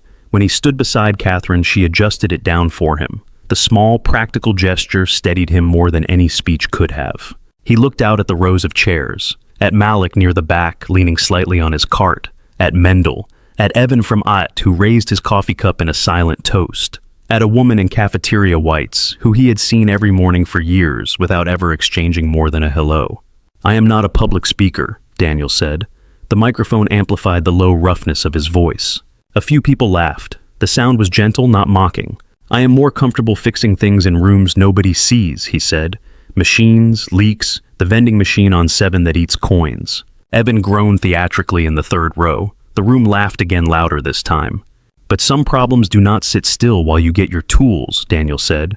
They walk around, they go to doctor appointments, they stay up at night, they eat the last of the cereal and leave the box in the cabinet. There was a small cheer from the direction of the daycare staff. I am a single father, he said simply. My daughter has a heart condition. Not a dramatic one, not all the time, but enough that we know the names of the nurses on the pediatric floor at Harborview, enough that we cannot skip checkups. He glanced down at Mia. She sat very straight, chin lifted. When my wife got sick, I left a job that paid well and made sense on paper, he said. I took one that let me be where I needed to be, at home, at the hospital, in waiting rooms. I know there are people in this company who have made choices like that quietly, without anyone upstairs noticing. He let his hand rest on the podium for balance. He did not grip it. This program is not charity, he said. It is acknowledgement. That people in every role here have lives that do not stay at the door when they badged in. That supporting them is not extra. It is part of doing our own jobs. His eyes met Catherine's for Catherine's for a second, then moved back to the crowd. My hope is that this makes things a little less hard for someone who is sitting at their kitchen table right now, looking at bills and bus schedules and a calendar full of appointments, wondering what they can drop without breaking everything. He cleared his throat. I will be working with Catherine and anyone else who wants to help to make sure this does not turn into a nice sign and nothing underneath, he said. If you have ideas or stories, or if a policy that looks good on the slide is making your life worse in practice, come tell me. Or tell your manager or HR or whoever you trust. The point is that someone listens. He stepped back from the microphone. The lobby was quiet for a heartbeat, then another. Then the sound came, not explosive, but solid. Applause. The kind that did not peak too early. Hands clapping palms against palms. The sound bouncing off glass and stone. Mia cupped her hands around her mouth. "That is my dad," she yelled. Laughter rolled through the room. The applause grew louder. Later, after the stage had been dismantled, and the banners rolled up for reuse after the donuts and fruit trays had been picked clean, and people had drifted back to their departments with new conversations started, the lobby looked almost normal again. Almost. There were new posters on the staff bulletin board now. Not glossy faces. Just clear language about benefits, about application forms, about dates. There was a line at the HR kiosk that had never been there before. Outside, the sky had cleared. 3 months after the surgery, and the board meeting, and the launch, winter settled over the city. On a Saturday afternoon, Catherine and Sophie walked into Harborview Children's Hospital, not in a rush, but at an ordinary pace. Sophie wore a knit hat with a pom-pom that bounced when she moved. Her gait was careful but no longer weak. At the registration desk, the clerk smiled at them. "Final follow-up," she said, seeing the note. "That is the plan," Catherine said. On the other side of the waiting room, Daniel and Mia sat together. Mia's feet swung though they reached closer to the floor now. She wore a hoodie with a cartoon heart on it, a gift from Sophie. Mia spotted them first. "Sophie," she called, waving her whole arm. Sophie grinned and waved back. The two girls crossed the room and collided in the middle with the gentle thud of kids who had been told not to run and had compromised with a fast walk. "You look less like a ghost," Mia said. "You look taller," Sophie answered. "We have to see Dr. Chen," Mia said.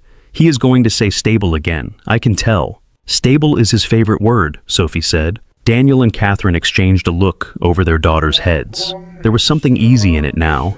"You want to sit together?" Daniel asked. "One less stranger to make small talk with." "I would appreciate that," Catherine said. They settled into the row of chairs. Daniel on one end, then Mia, then Sophie, then Catherine. A crooked row of legs and backpacks and crossed arms. The nurse called Sophie's name first. She and Catherine disappeared through the door. 10 minutes later, they were back. Dr. Chen followed, smiling. "She is doing very well," he said. "No signs of lasting damage. She may have a scar, but I suspect she will enjoy showing it off." "I already do," Sophie said. Next, it was Mia's turn. She hopped off the chair and marched toward the exam rooms like someone heading to a stage. Back in the hall afterward, Dr. Chen made a note in her chart and closed it with a satisfied tap. "Stable," he said, again. Mia gave him a look. "You need a new word," she told him. "It is an excellent word," he said. "It leaves room for many good things." They all ended up in the small cafe on the ground floor afterward. The girls claimed a table by the window and spread out coloring sheets and crayons. Outside, fine flakes of snow had started to drift down, catching in the air above the sidewalk before settling in a thin, bright dusting. "They are going to want to go out there," Daniel said, watching Mia's eyes track the flakes. "They will not be deterred by the concept of cold," Catherine said, "or by doctors who say not to overdo it." "Within reason," Daniel said. They drank coffee in paper cups. The warmth seeped into their hands. The conversation moved in fits and starts. Work, school, the way Mia had tried to explain fractions to Daniel the night before, and ended up schooling him on a new method. "I put the first draft of the initiative report on your desk," Daniel said. "There are some sections that will make finance uncomfortable." "Good," Catherine said. "Finance should be uncomfortable from time to time." "They are worried about abuse," he said. "People faking need." "Some will," she said. "Most will not. We write it in a way that assumes people are trying, not cheating." He inclined his head. "That is in there," he said. They fell quiet for a moment, watching the girls press their noses to the glass. "You know," Catherine said, "I've been called many things in my career. Difficult, demanding, strategic, never recalibrated." "That was about the machines," Daniel said, "and people. Some systems only need a small adjustment. Others need a complete overhaul. Which one am I? She asked. Ask me in a year, he said. She laughed, surprised at how easy it came out. At the window, Sophie turned around. Can we go out? She asked. Just for a minute. We want to see if the snow makes a sound. It does not make a sound, Mia said. We have to check. Daniel and Catherine looked at each other. A tiny shrug passed between them in agreement. Coats zipped, Daniel said. Hats on, Catherine added. A few minutes later, they stepped out through the side door. The air hit their faces clean and sharp. The snow was coming down a little thicker now, soft pinpricks on skin. It dusted the shoulders of their coats, settled on hair, melted on warm cheeks.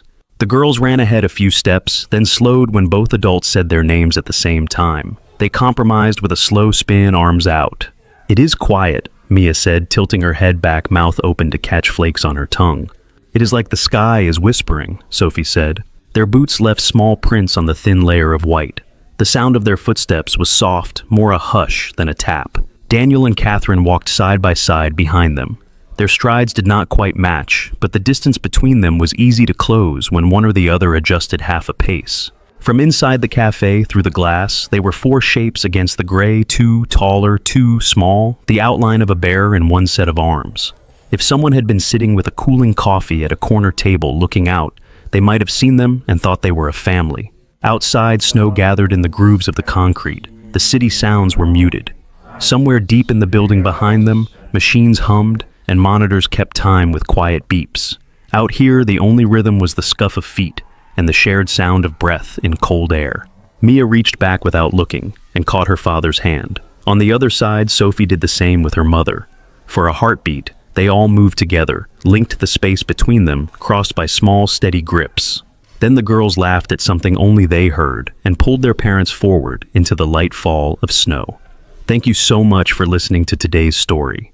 If this story resonated with you or made you reflect, I'd love to hear your thoughts, so feel free to share them in the comments below. And don't forget to like, subscribe, and hit the notification bell so you won't miss the next story.